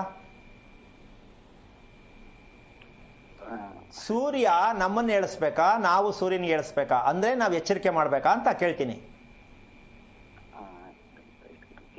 ಗೊತ್ತಾಗ್ಲಿಲ್ವಾ? ಗೊತ್ತಾಗಿಲ್ಲ ಗುರುಜಿ. ಓಕೆ. ಭಗವಂತ ಪ್ರಪಂಚಕ್ಕೆ ಬೆಳಕು ಕೊಡ್ತಕ್ಕಂಥ ಸೂರ್ಯನಾರಾಯಣ, ಹೌದಾ? ಹೌದು. ನಮ್ಗೆ ಪ್ರತಿಯೊಂದು ಬೆಳೆ ಮಳೆ ಎಲ್ಲ ಅವನಿಂದಾನೇ ಆಗೋದು. ಹೌದು. ಹಾಗಿರ್ಬೇಕಾದ್ರೆ ನಾವು ಭಗವಂತ ಬರೋಕ್ಕೆ ಮುಂಚೆ, ಪ್ರಪಂಚಕ್ಕನ್ನು ನೋಡೋಕೆ ಮುಂಚೆ ನಾವು ಎದ್ದು ಪ್ರಾರ್ಥನೆ ಮಾಡಬೇಕಾ ಬೇಡವಾ ಯೋಚನೆ ಮಾಡಿಪ್ಪ. ಮಾಡಬೇಕು ಗುರುಜಿ. ಯಾಕೆ ಮಾಡ್ತಾ ಇಲ್ಲ ತಾವು? ಬೇಗ ಹೇಳಕ್ಕಾಗಲ್ಲ, ಮೈಯೆಲ್ಲ ಭಾರ, ಹೌದಲ್ಲ? ಹೌದು ಗುರುಜಿ. ಉಸಿರಾಟ ಚೆನ್ನಾಗಿದೆಯಾ? ಉಸಿರಾಟ ಎಲ್ಲ ಚೆನ್ನಾಗಿದೆ ಗುರುಜಿ. ಅಲ್ಲ, ಯಾವಾಗಾದ್ರೂ ಸ್ವಲ್ಪ ಹಿಡ್ದಂಗಾಗಿ ನೀರ್ಗಿರ್ ಕುಡ್ಕೊಂಡು ಗ್ಯಾಸ್ಟ್ರಿಕ್ ಆಗಿರ್ಬೋದು ಅಂತ ಅನ್ಕೊಳ್ಳೋ ಅಂತ ಅಡ್ಜಸ್ಟ್ಮೆಂಟು? ಇಲ್ಲ ಗುರುಜಿ, ಇದುವರೆಗೂ ಏನು ಆ ಥರ ಏನಿಲ್ಲ ಗುರುಜಿ. ಆಗೋದು ಬೇಡ. ಯಾಕೆ ಅಂತಂದ್ರೆ ನಿಮ್ಮ ವಯಸ್ಸಿಗೆ ತಕ್ಕಂತೆ ದೇಹ ಇಟ್ಕೊಂಡಿದ್ದೀರಾ? అవును ಗುರುಜಿ. ದಪ್ಪ ಇಲ್ಲ? ದಪ್ಪ ಇಲ್ಲ ಗುರುಜಿ, ಸಣ್ಣ ಇದ್ದೀನಿ. ಓಕೆ, ಸಂತೋಷ. ಒಂದಂತೂ ತಿಳ್ಕೋಬೇಕು ನೀವು, ಇನ್ನು ಮೇಲೆ ಸೂರ್ಯನನ್ನ ನಾನು ಪ್ರಾರ್ಥನೆ ಮಾಡೋದಕ್ಕೆ 5 ಗಂಟೆಗೆ ಸ್ನಾನ ಮಾಡಬೇಕು. ಆಮೇಲೆ ನಿಮ್ಮ ಕೆಲಸ, ನಿಮ್ಮ ಡ್ರೈವಿಂಗ್ ಕೆಲಸನ ಒಂದು 3 ದಿನ ಸ್ವಲ್ಪ ತಟಸ್ಥ ಮಾಡಿ. ಓಕೆ ಗುರುಜಿ. ಕಾರಣ ಏನಂದ್ರೆ ನಮ್ಮ ದೇಹವನ್ನು ಗುರುತಿಸಬೇಕು ಅಂದ್ರೆ ಕೆಲಸ ಸ್ವಲ್ಪ 3 ದಿನ ಬ್ರೇಕ್ ಮಾಡಬೇಕು. ಅದೇ ಜ್ವರ ಬಂದ್ರೆ ಡಾಕ್ಟ್ರು 15 ದಿನ ರೆಸ್ಟ್ ತಗೊಂಡ್ರೆ ಮಲಗಿರ್ತೀವಿ. ಮೂಳೆ ಮುರ್ಕೊಂಡ್ರೆ 2 ತಿಂಗಳು ಮಲ್ಕೊಂಡ್ರು ಮಲಗಿರ್ತೀವಿ. ಆದರೆ ನಾವು ಚೆನ್ನಾಗಿದ್ದು ಅದನ್ನು ಟೆಸ್ಟ್ ಮಾಡ್ಕೋಬೇಕು ಅಂದರೆ ಒಂದು 3 ದಿನ ಸಮಯಕ್ಕೆ ಕರೆಕ್ಟಾಗಿ ಸಂಜೆ ಊಟ ಮಾಡೋದು, ರಾತ್ರಿ ಕರೆಕ್ಟಾಗಿ ಮಲಗ್ತಕ್ಕಂಥದ್ದು 10 ಗಂಟೆ ಆಗಬೇಕು. ಊಟಕ್ಕೂ ಮಲಗೋದಕ್ಕೂ 4 ಗಂಟೆ ಅಂತರ ಇರಬೇಕು. ಇಲ್ಲ ಅಂದರೆ ನಿಮಗೆ ಮನಸ್ಸು ತೂಕನೇ ಇರುತ್ತೆ, ಜೀವಮಾನ ಎಲ್ಲ. ಈ ಕೆರ್ಕೊಳ್ಳೋದು ತಪ್ಪಲ್ಲ. ಯಾಕೆ ಅಂದರೆ ನಮಗೆ ಊಟಕ್ಕೂ ಮಲಗೋಕ್ಕೂ ಸಂಬಂಧನೇ ಇಲ್ಲ, ಒಂದೇ ಜೊತೆಲೇ ಮಾಡ್ಕೊಂಡ್ಬಿಡ್ತೀವಿ. ಇದನ್ನ ದೂರ ಅಂತರ ಎಷ್ಟು ಇಡ್ತೀವೋ ಅಷ್ಟೂ ನಮ್ಗೆ ಒಳ್ಳೇದಾಗತ್ತೆ. ಅಷ್ಟು ಫಸ್ಟ್ ಆಪ್ಷನ್ 4 ಗಂಟೆ ಟೈಮು, ಆಗೋದೇ ಇಲ್ಲ 3 ಗಂಟೆ ಟೈಮು. ಅದಕ್ಕೆ ಮುಂಚೆ ಕಾಂಪ್ರಮೈಸ್ ಇಲ್ಲ. 3 ಗಂಟೆ ಮೇಲೆ ಯಾವ ಕಾರಣಕ್ಕೂ ಅಂತರ ಕೊಡಲಿಲ್ಲ, ನೀವು ನಿದ್ದೆ ಮಾಡಲ್ಲ. ಆ ನಿದ್ದೆ ರೋಗದ್ದೇ ಆಗೋದು. ಕೆರ್ಕೊಳ್ಳೋದು ತಪ್ಪಲ್ಲ, ಯೋಚನೆ ಮಾಡೋದು ತಪ್ಪಲ್ಲ, ಇದೆಲ್ಲ ಅನುಭವಿಸ್ಬೇಕಾಗತ್ತೆ. ಊಟಕ್ಕೂ ನಿದ್ದೆಗೂ ಗ್ಯಾಪ್ ಕೊಡ್ತಕ್ಕಂತಹ ಒಂದು ಕ್ರಮ ಇದೆಯಲ್ಲ, ಅದು ಅಷ್ಟು ಸುಲಭ ಅಲ್ಲ. ಈ ಅಭ್ಯಾಸ ಕಲ್ತ್ಕೋಬೇಕಂದ್ರೆ ವರ್ಷಾನ್ಗಟ್ಲೆ ಕಾಯ್ಬೇಕಾಗತ್ತೆ. ಪ್ರಯತ್ನ ಮಾಡೋಣ. 40 ಆಯ್ತು ಅಂತ ಅನ್ಕೋಬೇಡ, 90 ವರ್ಷ 99 ಆದ್ರೂ ಕೂಡ ಮನುಷ್ಯ ಕಲಿತಾನೇ ಇರಬೇಕು ಅಂತಕ್ಕಂಥದ್ದೇ ಮನುಷ್ಯತ್ವದಲ್ಲಿ ಇರ್ತಕ್ಕಂಥದ್ದು. ತಿಳ್ಕೊಳ್ಳೋಕ್ಕೆ ಪ್ರಯತ್ನ ಮಾಡು. ಧನಿಷ್ಠ ನಕ್ಷತ್ರಕ್ಕೆ ಬಂದಿರುವುದಕ್ಕೆ ಕಾರಣ ಏನು, ನನ್ನ ದೇಹಕ್ಕೂ ನಕ್ಷತ್ರಕ್ಕೂ ಯಾವ ರೀತಿ ಸಂಬಂಧ ಇದೆ, ನಾನು ಯಾವ ಥರ ನಡ್ಕೊಂಡ್ರೆ ನಾನು ಚೆನ್ನಾಗಿರ್ತೀನಿ, ಈ ಸತ್ಯ ತಿಳ್ಕೊಬೇಕಾ ಬೇಡವಾ? ತಿಳ್ಕೊಬೇಕು ಗುರುಜಿ. ನಾವು ಸ್ವಂತ ಮನೆ ಬಿಟ್ಟು ಬಾಡಿಗೆ ಮನೆಗೆ ಬಂದಿದ್ದೀರಿ ಗುರುಜಿ. ಈಗ ಅದಿರ್ಲಿ, ಅದಾದ್ಮೇಲೆ ಪ್ರಶ್ನೆ. ನಾನು ಹೇಳ್ತಾ ಇರ್ತಕ್ಕಂಥ ವಿಷಯ ಏನಪ್ಪಾ ಅಂದ್ರೆ, ಇದು ಒಂದು ಗ್ರಹಣದ ನಕ್ಷತ್ರ ಅಂತ ಹೇಳ್ತೀವಿ. ಕುಟುಂಬಕ್ಕೆ ಒಂದು ಗ್ರಹಣ. ಧನಿಷ್ಠ ನಕ್ಷತ್ರದ ಒಂದು ಮಗು ಹುಟ್ಟಿದ್ರೆ ಕುಟುಂಬದ ಏರಿಳಿತಗಳನ್ನ ತುಂಬಾ ವ್ಯತ್ಯಾಸ ಮಾಡುತ್ತೆ. ಇದು ನಿಮ್ಮ ಕುಂಡಲಿನ ನೋಡಿದಾಗ ನೀವು ತಿಳ್ಕೊಳಕ್ ಹೋದಾಗ ಸತ್ಯ ಏನು ಅಂತ ಗೊತ್ತಾಗುತ್ತೆ. ಕುಟುಂಬಕ್ಕೂ ನಿಮ್ಮ ನಕ್ಷತ್ರಕ್ಕೂ ಏನು ಸಂಬಂಧ ಅಂತ. ಸದ್ಯಕ್ಕೆ ನೀವು ಸಂಜೆ ಊಟ ಮಾಡೋದು, ರಾತ್ರಿ ಊಟ ಬಂದ್ ಮಾಡೋದು 3 ದಿನ, ಬೆಳಿಗ್ಗೆ 5 ಗಂಟೆಗೆ ಸ್ನಾನ ಮಾಡೋದು, ಸೂರ್ಯನ ದರ್ಶನ ಮಾಡ್ತಕ್ಕಂಥ ಪ್ರಯತ್ನ ಮಾಡ್ತಕ್ಕಂಥದ್ದು, 2 ಟೈಮ್ ವಾಕ್ ಮಾಡ್ತಕ್ಕಂಥದ್ದು ಮಾಡಿ ಮನಸ್ಸು ತುಂಬ ಖುಷಿ ಆಗತ್ತೆ. ಈ ಸತ್ಯ ತಿಳ್ಕೊಂಡು ಇನ್ನೂ ಮುಂದಕ್ಕೆ ತಿಳ್ಕೊಳ್ಳೋಣ ಅಂತ ಪ್ರಯತ್ನ ಮಾಡಿ.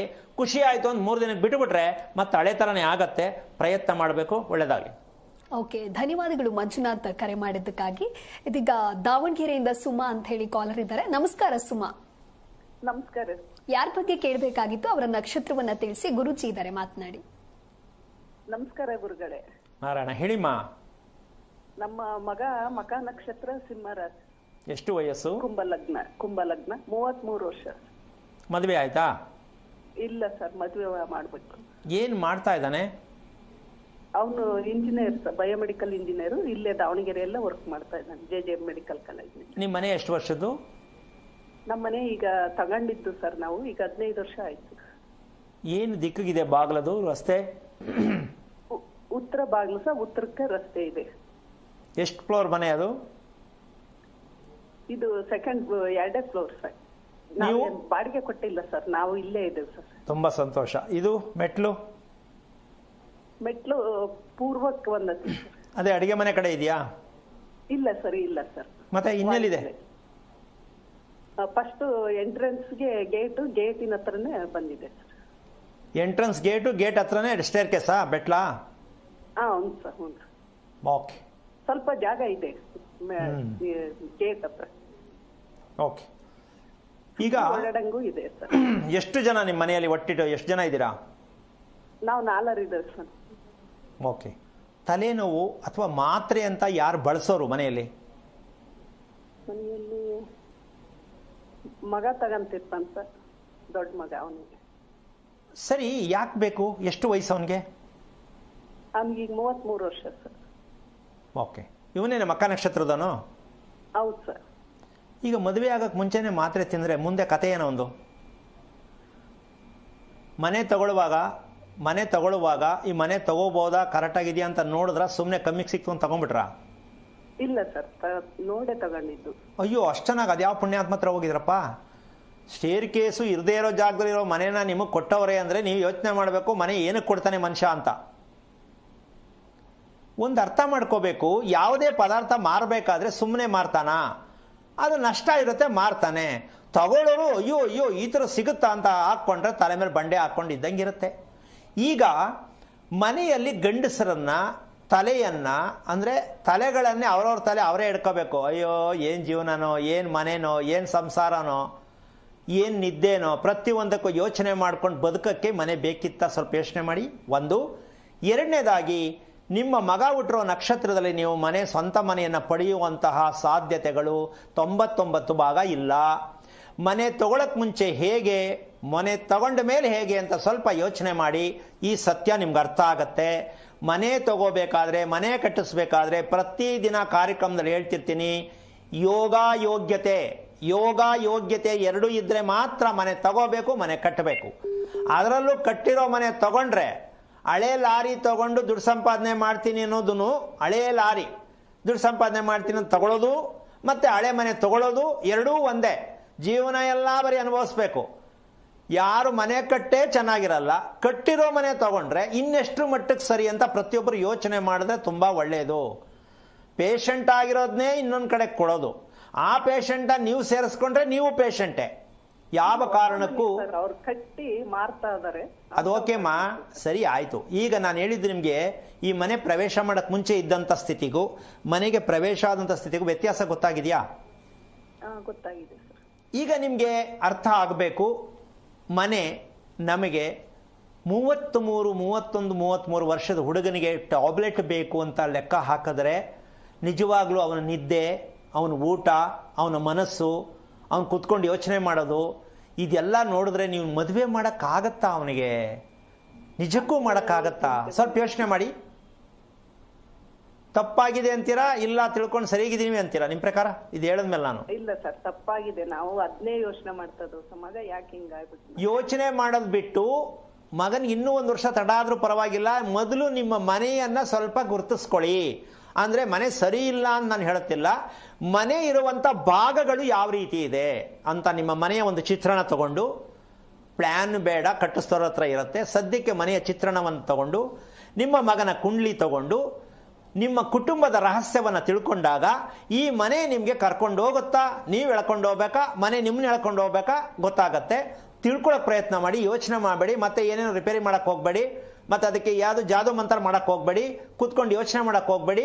ನಾವಿದ್ರೆ ಇಂಥ 10 ಮನೆ ಮಾಡ್ಬೋದು ಅಂತ ಧೈರ್ಯ ತಗೊಂಡು ಮನೆಯಲ್ಲಿ ಕೂತ್ಕೊಂಡು ಒಂದು ನಿರ್ಧಾರ ತಗೊಳ್ಳಿ, ವಿಷಯ ತಿಳ್ಕೊಂಡು ಮುಂದಕ್ಕೆ ಹೋಗೋಣ ಅಂತ. ಯಾರೋ ಹೇಳಿದ್ರು ಏನೋ ಮಾಡೋದು ಮಾಡಬೇಡಿ, ದಿಢೀರ್ ತೀರ್ಮಾನಗಳು ತಗೋಬೇಡಿ, ಕರೆಕ್ಟಾಗಿ ತಿಳ್ಕೊಳ್ಳಿ ಏನು ಮಾಡಬೇಕಂತ, ಮಾಡೋದ್ರಿಂದ ಉಪಯೋಗ ಏನೋ ಅಂತ ತಿಳ್ಕೊಳ್ಳಿ. ಇದಕ್ಕೆ ನಿಮಗೆ ಒಳ್ಳೆ ದಾರಿ ಸಿಕ್ಕತ್ತೆ, ಮದುವೆನೂ ಆಗತ್ತೆ, ನೀವು ಚೆನ್ನಾಗಿ ನೆಮ್ಮದಿಯಾಗಿರ್ಬೋದು. ಅರ್ಥ ಆಯ್ತಾ ತಾಯಿ? ತಿಳ್ಕೊಳ್ಳಿ, ಒಳ್ಳೇದಾಗಲಿ. ಓಕೆ, ಧನ್ಯವಾದಗಳು ಸುಮಾ ಕರೆ ಮಾಡಿದ್ದಕ್ಕಾಗಿ. ಇನ್ನು ಹನುಮ ಜಯಂತಿಯ ವಿಶೇಷತೆ ಹಾಗೆ 7 ಜನ್ಮದ ಕುರಿತಂತೆ ಗುರುಜಿ ತಿಳಿಸ್ಕೊಡ್ತಾ ಇದ್ರು. ಈ ಕುರಿತಂತೆ ಮತ್ತಷ್ಟು ಮಾತನಾಡ್ತಾ ಹೋಗೋಣ. ಮಾಡ್ತಾ ಇದ್ದೀರಾ? ಸ್ವಲ್ಪ ಬೇಜಾರ ಸ್ವಾಮಿ. ಮದುವೆ ಮಾಡ್ಕೊಂಡು ಬೇಜಾರು ಪಡೋದ, ಖುಷಿಯಾಗಿರ್ಬೇಕಲ್ವಾ? ಅಲ್ಲ, ಜೀವನ ಖುಷಿಯಾಗಿ ಇದ್ದೀವಿ. ಸ್ವಲ್ಪ ಆರೋಗ್ಯದ ಬಗ್ಗೆ ಇದು ಒಂದ್ ಮನೆ ಕಟ್ಲಿಲ್ಲ ಅಂತ ಒಂದು ಬೇಜಾರಿದೆ ಸ್ವಾಮಿ. ಕಟ್ಟಬೇಕು ಮನೆ ಅಂತ ಆಸೆ ಅಲ್ಲ? ಹೌದು ಸ್ವಾಮಿ. ಓಕೆ, ನಿಮ್ಮ ತಂದೆಯಲ್ಲಿದ್ದಾರೆ? ಇದಾರೆ ಸ್ವಾಮಿ, ನಮ್ಮ ಹತ್ರಲ್ಲೇ ಇದಾರೆ. ಚೆನ್ನಾಗಿ ಓಡಾಡ್ತಾರಾ? ಇಲ್ಲ ಸ್ವಾಮಿ, ವಯಸ್ಸಾಗಿದೆ, 78 ವರ್ಷ. ಅಮ್ಮ? ಅಮ್ಮನೂ ಇದಾರೆ ಸ್ವಾಮಿ. ಓಕೆ, ಈಗ ನೀವು ವಾಸ ಮಾಡ್ತಾರೋ ಮನೆ? ನಾವು ವಾಸ ಮಾಡ್ತಿರೋ ಮನೆ ಅದು 3 ಜನ ಹಂಚ್ಕೊಂಡಿದೀವಿ ಸ್ವಾಮಿ, ಜಾಯಿಂಟ್ ಮನೆ.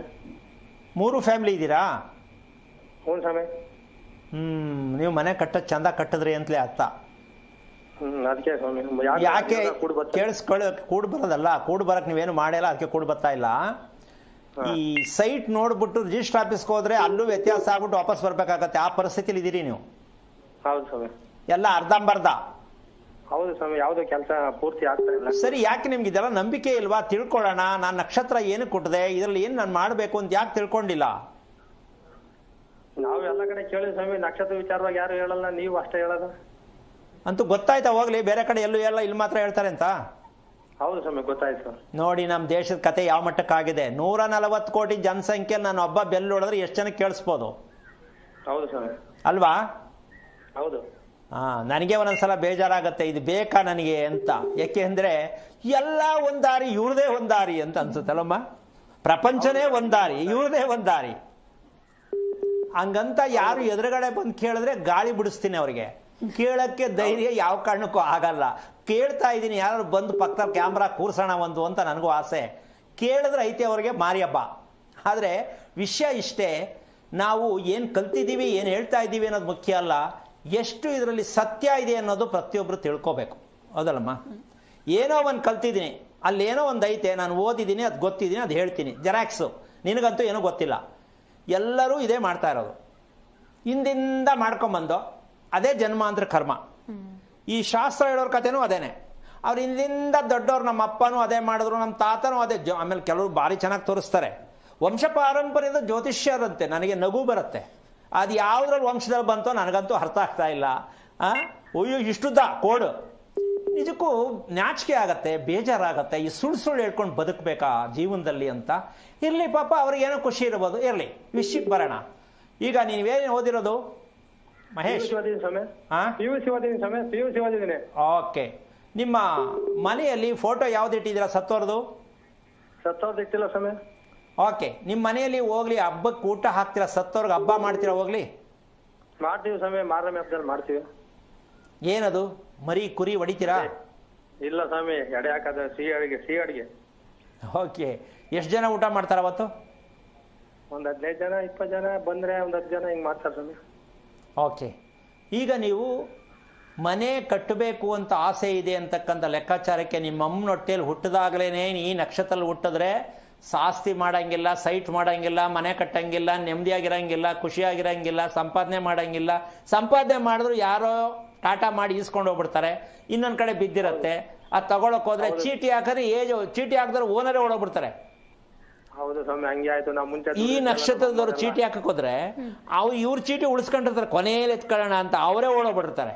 ಅಂದ್ರೆ ಎಂತ ಅದೃಷ್ಟವಂತರು ಸಿಂಹರಾಶಿ ಹುಡ್ತವ್ರು ಅಂತ ನೀವು ಕುತ್ಕೊಂಡು ಯೋಚನೆ ಮಾಡಿ. ನೆನ್ನೆ ಮೊನ್ನೆ ನಮ್ಮ ಹತ್ರ ಏನೇನೋ ಇಲ್ಲದೆ ಇದ್ದವ್ರು ಇವತ್ತು ಏನೇನೋ ಆಗ್ಬಿಟ್ರು, ನನ್ನ ಕೈಲಿ ಯಾಕೇನೋ ಮಾಡೋಕ್ಕಾಗ್ತಾ ಇಲ್ಲ ಅಂತ ಎಷ್ಟು ಸಲ ಯೋಚನೆ ಮಾಡಿದ್ದೀರಾ? ಹೌದು ಸ್ವಾಮಿ, ಅದು ಮಾಡಿದ್ದೀವಿ ಸ್ವಾಮಿ. ನಮ್ಗಿನ್ನ ಕೆಳಗಿನವರೆಲ್ಲ ಮಾಡಿದ್ದಾರೆ, ನಾವೇನು ಮಾಡೋಕ್ಕಾಗ್ತಿಲ್ಲ ಅಂತ. ಓಕೆ, ಈಗ ನೀವು ಮಾಡಬೇಕಾದ್ದು ಎಡೆ ಹಾಕೋ ಸಂಪ್ರದಾಯವನ್ನ ತಿಳ್ಕೊಂಡು ಸರಿಯಾಗಿ ಮಾಡ್ತೀನಿ ಅನ್ನೋದಾದ್ರೆ ನಿಮ್ಮ ಅಕೌಂಟ್ ಓಪನ್ ಆಗತ್ತೆ ಮಹೇಶ್. ಆಯ್ತು ಸ್ವಾಮಿ. ನಿಮ್ಮ ಮನೆಯಲ್ಲಿ ನಿಮ್ಮ ತಂದೆ ತಾಯಿ ನೀವು ಹೇಳ್ದಂಗೆ ಒಪ್ಕೊಳ್ತಾರಾ? ಅವ್ರದ್ದೇನಿಲ್ಲ ಸ್ವಾಮಿ, ನಾವೇ ದೊಡ್ಡವರು, ಅವರು ಏನ್ ಬರಲ್ಲ, ನಾವೇ ಮಾಡ್ತೀವಿ. ಹಾಗಿರ್ಬೇಕಾದ್ರೆ ನೀವು ದೊಡ್ಡವರಿಗೆ ಎಡೆ ಆಗ್ತಾ ಇರ್ತಕ್ಕಂಥ ಸಂಪ್ರದಾಯದಲ್ಲಿ ಎಷ್ಟು ತಪ್ಪಾಗಿದೆ, ನಮ್ಮ ಅಪ್ಪ ನಮ್ಮಮ್ಮ ಎಷ್ಟು ಅನುಭವಿಸಿದ್ದಾರೆ, ನಾನೆಷ್ಟು ಅನುಭವಿಸಿದ್ದೀನಿ, ಮುಂದೆ ಮಕ್ಕಳು ಅನುಭವಿಸೋದು ಬೇಡ ಅನ್ನೋದಾದ್ರೆ ಈ ಮೊದಲು ಬಿಟ್ಬಿಡಿ ಎಡೆ ಹಾಕೋದನ್ನ ಅಂತ ಹೇಳ್ತಿಲ್ಲ. ಯಾವಾಗ ಎಡೆ ಹಾಕಬೇಕು, ಯಾವುದನ್ನು ಮಾಡಿ ಎಡೆ ಹಾಕಬೇಕು, ಇದನ್ನ ತಿಳ್ಕೊಳ್ಳೋದೇ ಆದರೆ ಮೊದಲು ಎಷ್ಟು ಬೇಗ ಸಾಧ್ಯನೋ ಅಷ್ಟು ಬೇಗ ತಿಳ್ಕೊಳ್ಳೋ ಪ್ರಯತ್ನ ಮಾಡಿ. ನಿಮಗೆ ಹೊಸ ಬಾಗಿಲು ತೆರೆಯುತ್ತೆ. ಜೀವನದಲ್ಲಿ ಹೊಸ ಬಾಗಿಲು ತೆಗಿಬೇಕು ಅಂದರೆ ನೀವು ಮೊದಲು ಎಡೆ ಹಾಕೋ ಅಭ್ಯಾಸದ ಪೂರ್ಣ ಅರ್ಥವನ್ನು ತಿಳ್ಕೊಳ್ಳೋ ಪ್ರಯತ್ನ ಮಾಡಿ. ಯೋಚನೆ ಮಾಡಬೇಡಿ. ಒಳ್ಳೆಯದಾಗಲಿ. ಓಕೆ, ಧನ್ಯವಾದಗಳು ಮಹೇಶ್ ಕರೆ ಮಾಡಿದ್ದಕ್ಕಾಗಿ. ಗುರುಜಿ, ಇನ್ನು 7 ಜನ್ಮದ ಕುರಿತಂತೆ ತಿಳಿಸ್ತಾ ಇದ್ರಿ, ಹಾಗಾಗಿ ಮುಂದಿನ ವಿಚಾರವನ್ನ ತಿಳಿಸ್ತಾ ಹೋಗೋದಾದ್ರೆ ಈಗ ಇಲ್ಲಿ ಮದುವೆ ಅಂತ ಆಗ್ತಕ್ಕಂತಹ ಒಂದು ಸನ್ನಿವೇಶಕ್ಕೆ, ಈ ಮದುವೆ ಅಂತಕ್ಕಂತಹ ವಿಷಯದಲ್ಲಿ ಹೆಣ್ಣಲ್ಲೂ ಒಂದು ಕಲ್ಪನೆ, ಒಂದು ಶಕ್ತಿ ಇರುತ್ತೆ, ಅವಳದೇ ಆದ ಒಂದು ಶಕ್ತಿ ಇರುತ್ತೆ, ಏನೋ ಒಂದು ಕ್ವಾಲಿಟಿಯಲ್ಲಿ. ಗಂಡಲ್ಲೂ ಒಂದು ಶಕ್ತಿ ಇರುತ್ತೆ. ಆದರೆ ಆ ಶಕ್ತಿಯನ್ನ ಬಳಸ್ಕೊಳ್ಳೋಕ್ಕೆ ಗೊತ್ತಿಲ್ಲದೆ ಜೀವನ ಪರ್ಯಂತ ಹೆಣ್ಣು ತುಂಬಾ ಕಷ್ಟಕ್ಕೆ ಸಿಕ್ಕಾಕೋತಾಳೆ.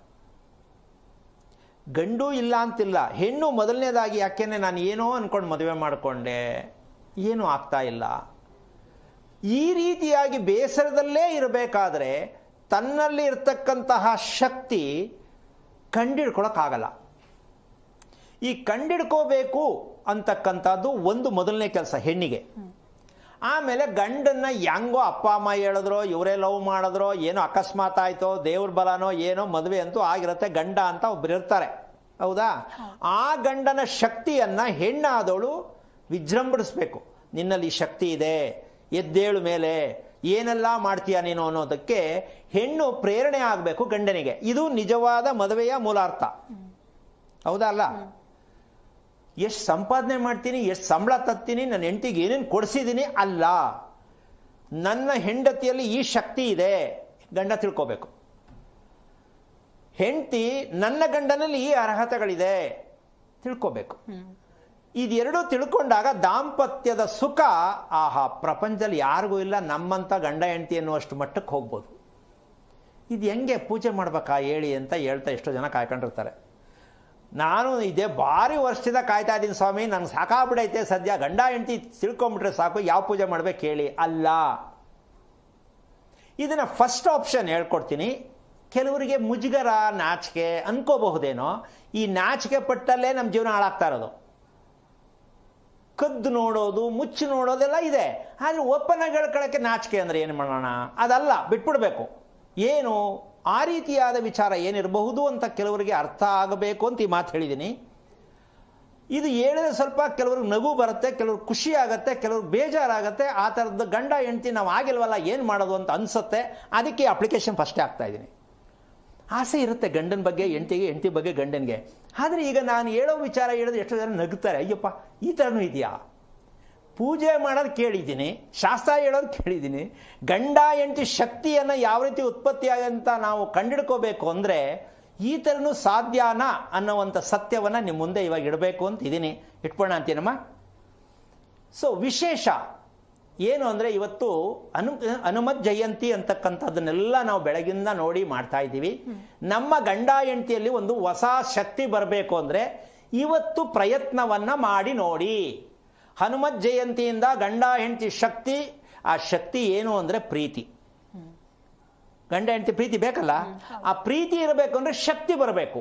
ಹಾಗಿದ್ಮೇಲೆ ಗಂಡನ ಶಕ್ತಿಯನ್ನು ವೃದ್ಧಿ ಮಾಡುವುದು ಹೇಗೆ, ಹೆಂಡತಿಯ ಶಕ್ತಿಯನ್ನು ವೃದ್ಧಿ ಮಾಡುವುದು ಹೇಗೆ? ಶಕ್ತಿಯನ್ನು ವೃದ್ಧಿ ಮಾಡಿದಾಗ ಪ್ರೀತಿ ಉತ್ಪತ್ತಿ ಆಗತ್ತೆ.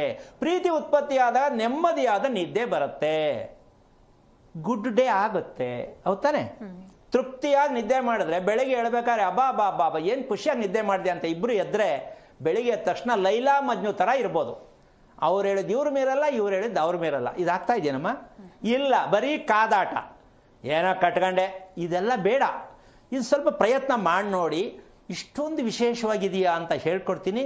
ಇದು ಇವತ್ತಿನೇ ಪ್ರಾರಂಭ ಮಾಡಬಹುದು. ಏನದು ಅಂತಕ್ಕಂಥ ವಿಷಯ, ಬೆಳಿಗ್ಗೆ ಎದ್ದು ಸ್ನಾನ ಮಾಡ್ತಕ್ಕಂಥದ್ದು ಎಲ್ರಿಗೂ ಗೊತ್ತಿರೋ ವಿಷಯ, ಹೌದಾ?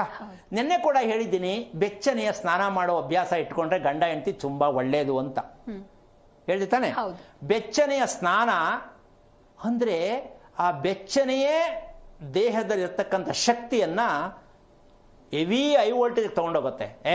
ನಾನು ಯಾರಿಗೂ ಏನು ಕಮ್ಮಿ ಇಲ್ಲ, ನಾಳೆಯಿಂದ ನಾನು ಮಾಡೋದೇ ಬೇರೆ, ನಾನು ಇರೋದೇ ಬೇರೆ, ಆ ಸ್ಟೈಲ್ ತಗೊಂಡೋಗುತ್ತೆ ಆ ಬೆಚ್ಚನೆಯ ಸ್ನಾನ. ಆಮೇಲೆ ಈ ಬೆಚ್ಚನೆಯ ಸ್ನಾನವನ್ನು ನಾವೇ ಹಾಕೊಳ್ಳೋದ ಅಲ್ಲ. ಇದು ಸ್ವಲ್ಪ ವಿಶೇಷ ಅನ್ಸುತ್ತೆ, ಮುಜುಗರ ಪಟ್ಕೋಬೇಡಿ. ಗಂಡ ಹೆಂಡತಿ ಇಬ್ಬರೂ ಸ್ನಾನದ ಮನೆಯಲ್ಲಿ ಇರಬೇಕು. ಒಬ್ಬೊಬ್ರು ಸ್ನಾನ ಮಾಡೋಕ್ಕಾಗಲ್ಲ, ಶಕ್ತಿ ಉತ್ಪತ್ತಿ ಆಗಲ್ಲ. ಅಂದರೆ ತಪ್ಪಾಗಿ ಅರ್ಥ ಮಾಡ್ಕೊಳ್ಳೋದಲ್ಲ, ಕರೆಕ್ಟಾಗಿ ಅರ್ಥ ಮಾಡ್ಕೊಂಡು ಕೇಳಿಸ್ಕೋಬೇಕು. ಗಂಡ ಹೆಂಡತಿ ಇಬ್ಬರು ಸ್ನಾನದ ಮನೆ ಜೊತೆಯಲ್ಲಿ ಹೋಗಬೇಕು. ನಿಮ್ಮ ಉಡುಗೆ ತೊಡುಗೆ ಹೇಗಿರುತ್ತೆ ಸ್ನಾನಕ್ಕನುಸಾರವಾಗಿ ಅದು ನಿಮ್ಗೆ ಗೊತ್ತಿರುತ್ತೆ, ಅದನ್ನು ಇಟ್ಕೊಂಡಿರಬೇಕು. ನೀರು ರೆಡಿ ಇರುತ್ತೆ. ಅಲ್ಲಿ ಸೋಪ್ ಹಾಕಿ ಚಗರೆ ಹಾಕಿ ಉಜ್ಜೋದು ಶಾಂಪು ಹಾಕೋದು ಇದೆಲ್ಲ ಸರ್ಕಸ್ ನಡಿಬಾರ್ದು. ಬರೇ ಬೆಚ್ಚನೆಯ ಸ್ನಾನ ಅಷ್ಟೇ ನಡಿಬೇಕು. ಬೇಕಾದ್ರೆ ಒಂದು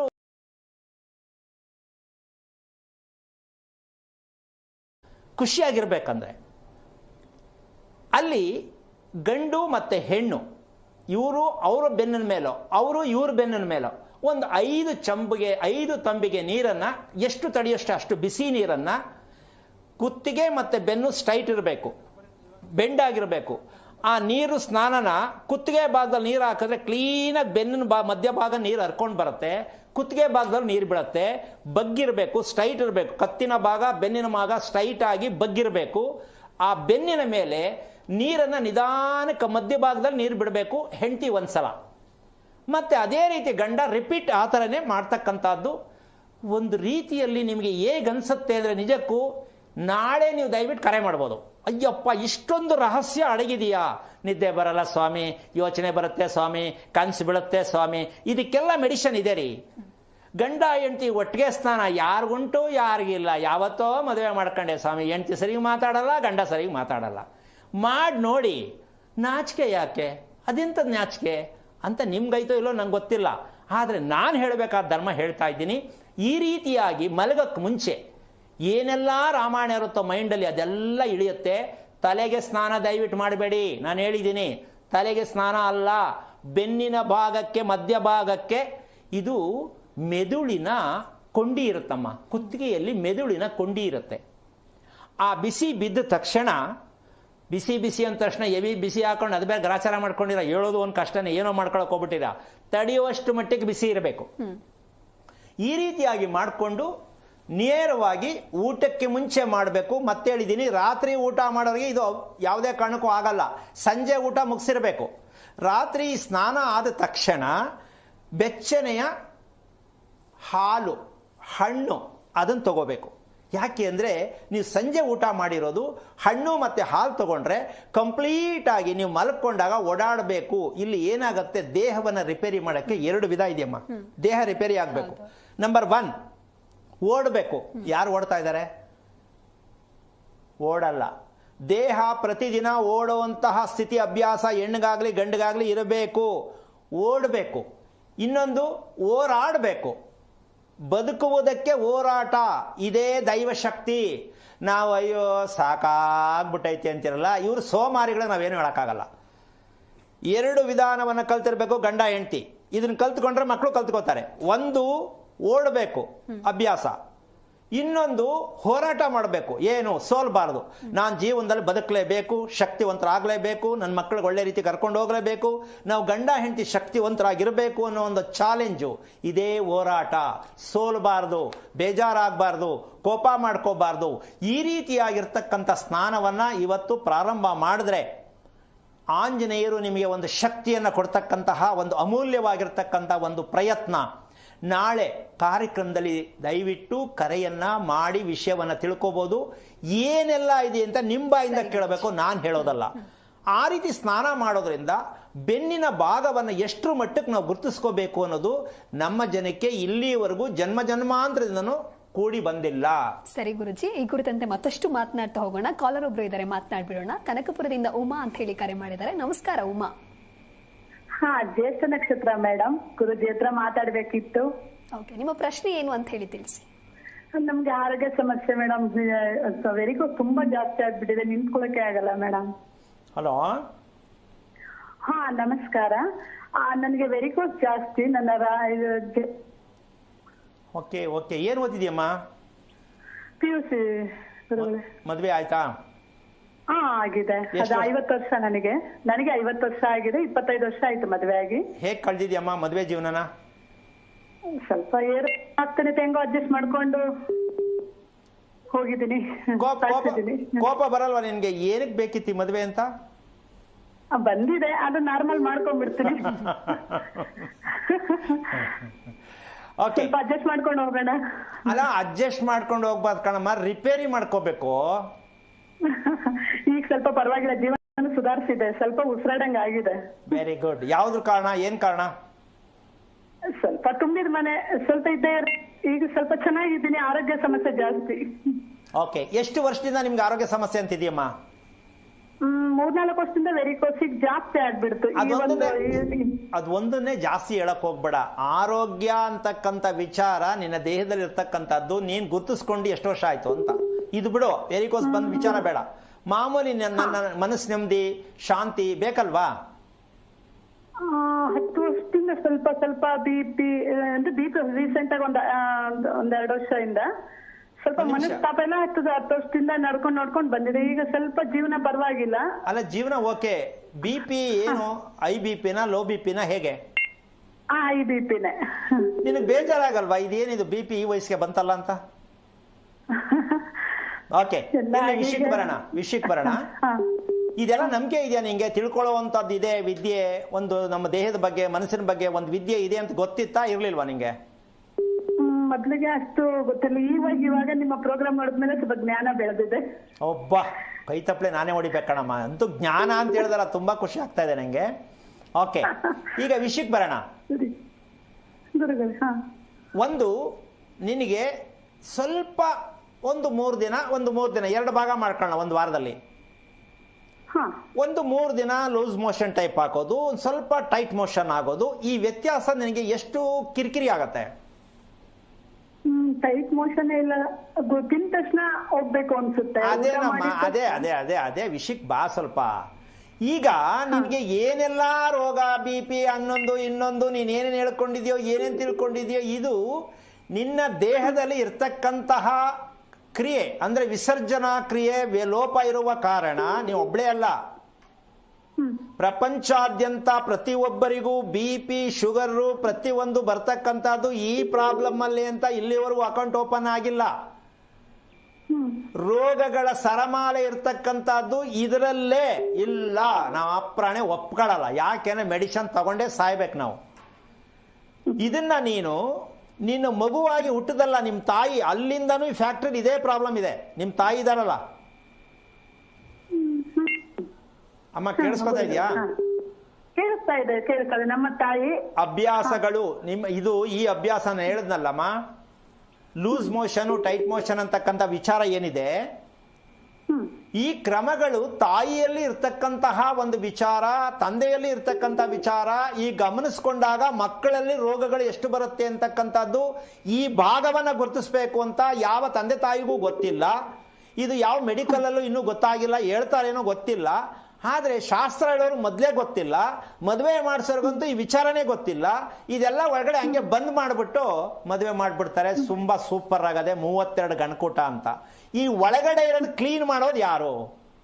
ಇದನ್ನ ಕೇಳಿದ್ರೆ ಇದೇನಪ್ಪ ಮದುವೆಗೂ ಇದಕ್ಕೂ ಎಲ್ಲಿಂದ ಸಂಬಂಧ ತಂದಿಡ್ತೀರಾ ಅಂದ್ರೆ, ಶೇಕಡಾವಾರು 1 ಲಕ್ಷದಲ್ಲಿ ಕರೆಸಿದ್ರೆ, ಪೇರ್ಗಳನ್ನ ಮದುವೆ ಆಗಿರೋರು ಕರೆಸಿದ್ರೆ ಎಲ್ಲರೂ ಸಮಸ್ಯೆಯಲ್ಲೇ ಇರ್ತಾರೆ ಹೊರತು ಖುಷಿಯಾಗಿದ್ದೀನಿ ಅಂತ ಒಂದಿಬ್ರು ಸಿಕ್ಕಬಹುದೇನೋ. ಯಾಕೆ ಅಂದ್ರೆ ನಮಗೆ ನಿಜವಾದ ದೇಹದ ಬಗ್ಗೆ ಅರಿವಿಲ್ಲದೆ ಬದುಕುತ್ತಿರುವುದೇ ನಮ್ಮ ನರಕ.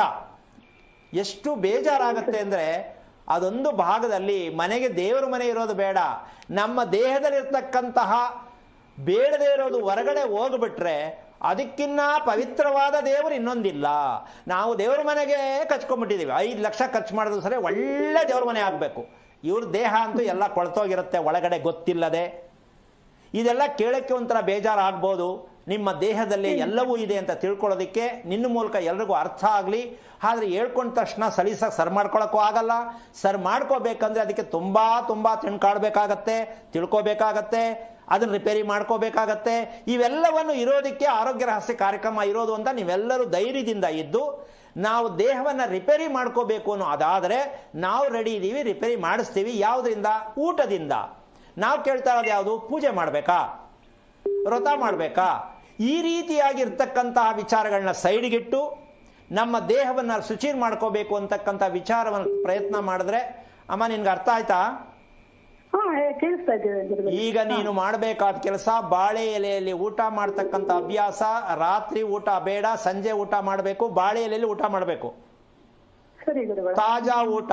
ಬೆಳಗ್ಗೆ 5 ಗಂಟೆಗೆ ಸ್ನಾನ, ಸಂಜೆ 6:30 ಒಳಗಡೆ ಊಟ ಮುಗಿಬೇಕು. ಉಪಹಾರ ಬೆಳಿಗ್ಗೆದು ಫಲಹಾರ, ಸಂಜೆದು ಫಲಹಾರಕ್ಕೂ ಉಪಹಾರಕ್ಕೂ ವ್ಯತ್ಯಾಸ ಇರುತ್ತೆ. ಇದು ಉಪಹಾರ, ಮನಸ್ಸಿಗಷ್ಟೇ ತಿನ್ಬೇಕು. ಸಂಜೆ ತಿನ್ನೋದು ಹೊಟ್ಟೆ ತುಂಬಾ ತಿಂದ ಅವನು ಮುಗ್ದ. ಇಲ್ಲೇ ವ್ಯತ್ಯಾಸ ಆಗೋದು, ಫ್ಯಾಕ್ಟ್ರಿ ವ್ಯತ್ಯಾಸ ಆಗ್ಬಿಡುತ್ತೆ. ಕನೆಕ್ಷನ್ ಎಲ್ಲ ಕಟ್ ಆಗ್ಬಿಡುತ್ತೆ, ಹೆಂಗೋ ನಡೆಯುತ್ತೆ. ಬೆಳಿಗ್ಗೆಗೂ ಆಗಲ್ಲ, ಮಧ್ಯಕ್ಕೂ ಆಗಲ್ಲ, ಸಾಯಂಕಾಲ ಗಂಟನೂ ಆಗಲ್ಲ. ಆ ಕಾರಣದಾಗಿ ದಿನದ 20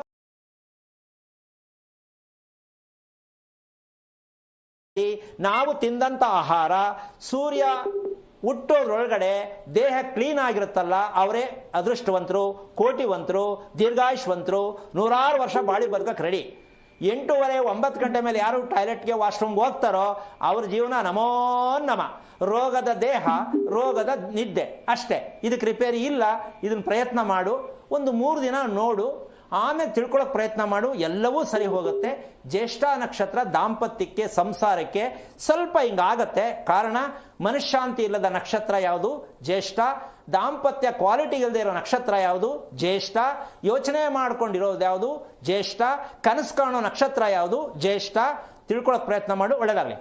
ಓಕೆ, ಧನ್ಯವಾದಗಳು ಉಮಾ, ಕರೆ ಮಾಡಿದ್ದಕ್ಕಾಗಿ. ಗುರೂಜಿ ಬದುಕಿನ ಓಡಾಟ ಹಾಗೆ ನಮ್ಮ ಬದುಕಿನ ಹೋರಾಟ ಹೇಗಿರಬೇಕು ಅನ್ನೋದಾಗಿ ತಿಳಿಸ್ತಾ ಇದ್ರೆ ಮುಂದುವರಿಸ್ತಾ ಹೋಗೋದು. ಈಗ ನಾವು ಇವೆರಡು ಬೇಕಾ ಬೇಡಮ್ಮ?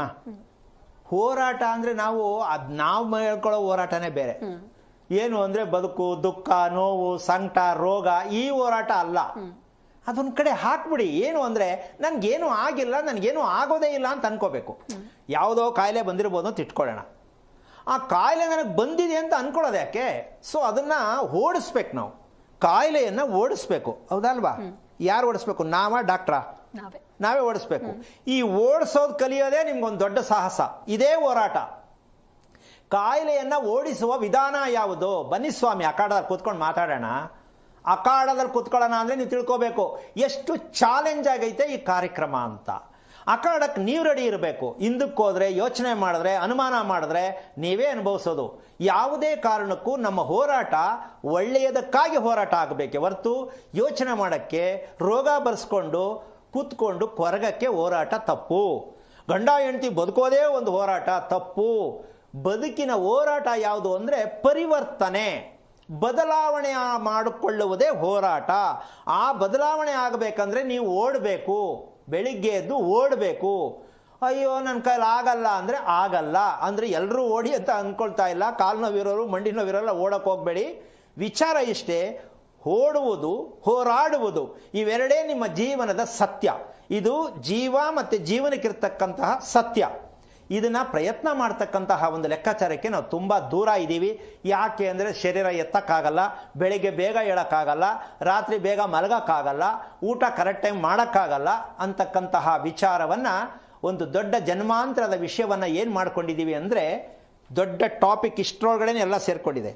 ಏನು ಅಂದರೆ, ನಾವು ಊಟ ಮಾಡ್ತಕ್ಕಂಥದ್ದು ಕರೆಕ್ಟ್ ಟೈಮ್ಗೆ ಊಟ ಮಾಡೋದು, ತಿಂಡಿ ತಿನ್ನೋದು, ಮಲಗೋದು ಯಾವ ಕಾರಣಕ್ಕೂ ತುಂಬಾ ಕಡಿಮೆ ಇದೆ. ಏನು ಹೇಳ್ತೀಮ್ಮ? ಅನುಕೂಲಕ್ಕೆ ತಕ್ಕಂತೆ ಊಟ ಮಾಡುವವರು ಜೀವನ ಪರ್ಯಂತ ಹೋರಾಟ. ನಿಮ್ಮ ಪ್ಲಾನ್ಗೆ ಊಟ ಮಾಡೋರು ಆಗಲ್ಲ, ನಿಮ್ಮ ಪ್ಲಾನ್ಗೆ ನಿದ್ದೆ ಮಾಡೋರು ಆಗಲ್ಲ. ಇದು ಜೀವನದಲ್ಲಿ ಬರೇ ಹೋರಾಟ ನಿಮ್ಮದೇ. ಹೋರಾಟ, ಗೋಳಿನ ಹೋರಾಟ. ಇದನ್ನ ಹೊರಗೆ ಬರಬೇಕು ಅಂದರೆ ವಿಚಾರವನ್ನು ಅರ್ಥ ಮಾಡಿಕೊಂಡು, ನಿಮ್ಮ ಊಟದ ಸಮಯ ಇವತ್ತೊಂದಲ್ಲ, ನಿಮ್ಮಪ್ಪ, ಅವರಪ್ಪ, 3 ತಲೆಮಾರು ಅಂತ ಹೇಳಿದೆ. ಒಂದು ಮಗುವಿಗೆ ತಂದೆ ವಂಶದಲ್ಲಿ 3, ತಾಯಿ ವಂಶದಲ್ಲಿ 3, 6 ತಲೆಮಾರು ಅಂದರೆ 600 ವರ್ಷಕ್ಕೆ ಹೋಗೋಣ. ಮಗು ಹುಟ್ಟಿದ್ದೊಂದು 700 ವರ್ಷದ ಕತೆ. ಜನ್ಮಾಂತರದ್ದು ಊಟದ ವ್ಯತ್ಯಾಸ ಆಗಿದೆಯಾ ಇಲ್ವಾ? ಈ ಊಟದ ವ್ಯತ್ಯಾಸ ತಿಳಿಲಿಲ್ಲ ಅಂದರೆ ನಿಮ್ಮ ಮಕ್ಕಳ, ನಿಮ್ಮ ಕುಂಡಲಿಯಲ್ಲಿ ಇರಬೇಕಾದದ್ದು, ಇರುವಂತಹದ್ದು ಸತ್ಯ ಇದೇನೆ. ನಿಮ್ಮ ಕುಂಡಲಿಗಳಲ್ಲಿ ಇರ್ತಕ್ಕಂಥ ಸತ್ಯ ಯಾವುದು ಅಂದರೆ, ನಿಮ್ಮ ವಂಶಸ್ಥರು ಎಷ್ಟು ಅನಾರೋಗ್ಯವಂತರು, ಕ್ಯಾನ್ಸರಿಂದ ಸತ್ತಿದಾರಾ, ಶುಗರಿಂದ ಸತ್ತಿದಾರಾ, BP-ಯಿಂದ ಸತ್ತಿದಾರಾ, ದುರ್ಮರಣದಲ್ಲಿ ಸತ್ತಿದಾರಾ. ಇದೆಲ್ಲವೂ ನಡೀತಾ ಇರೋದು ಏನಕ್ಕೆ ಅಂದರೆ, ಆತ್ಮಹತ್ಯೆ ಇವತ್ತಿನ ದಿನ ಯಾಕೆ ಜಾಸ್ತಿ ಆಗ್ತಾ ಇದೆ ಅಂದರೆ, ನಮ್ಮ ಊಟದ ಪ್ರಕ್ರಿಯೆಗಳು ಶಿಸ್ತು ಇಲ್ಲ. ಬದುಕಬೇಕಲ್ಲ ಅಂತ ತಿನ್ನೋರಿಗೆ ಈ ವಿಚಾರ ಗೊತ್ತಾಗಲ್ಲ. ಅವ್ರ ಹೋರಾಟನೇ ಬೇರೆ, ಜೀವನ ಎಲ್ಲ ಹೋರಾಡಲಿ. ಇದು ತಪ್ಪು.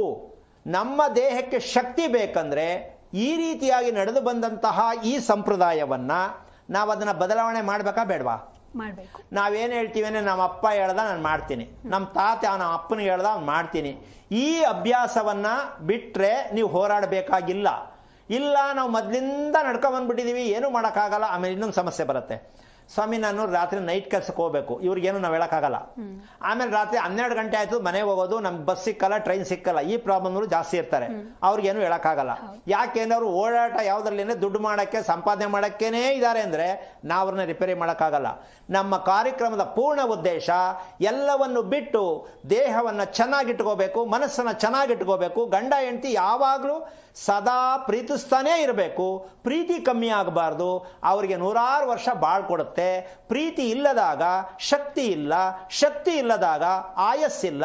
ಈ ಸತ್ಯವ ನಿಮ್ಮ ಮಾಡುವ ಊಟದಲ್ಲಿದೆ ಅಂತ ನೀವು ಯಾಕೆ ತಿಳ್ಕೋಬಾರ್ದು ಅಂತ ಹೇಳಿ ಕಾರ್ಯಕ್ರಮವನ್ನು ಮುಗಿಸೋ ಹಂತಕ್ಕೆ ಬಂದಿದೆ. ಎಷ್ಟು ಸಾಧ್ಯ ಅಷ್ಟು ಪ್ರಯತ್ನ ಮಾಡಿ ಇವತ್ತು ಸಂಜೆ ಮಲಗುವ ಮುಂಚೆ ಬೆಚ್ಚನೆಯ ನೀರು, ಬಿಸಿಯಾದ ಹಾಲು ಮತ್ತು ಹಣ್ಣು.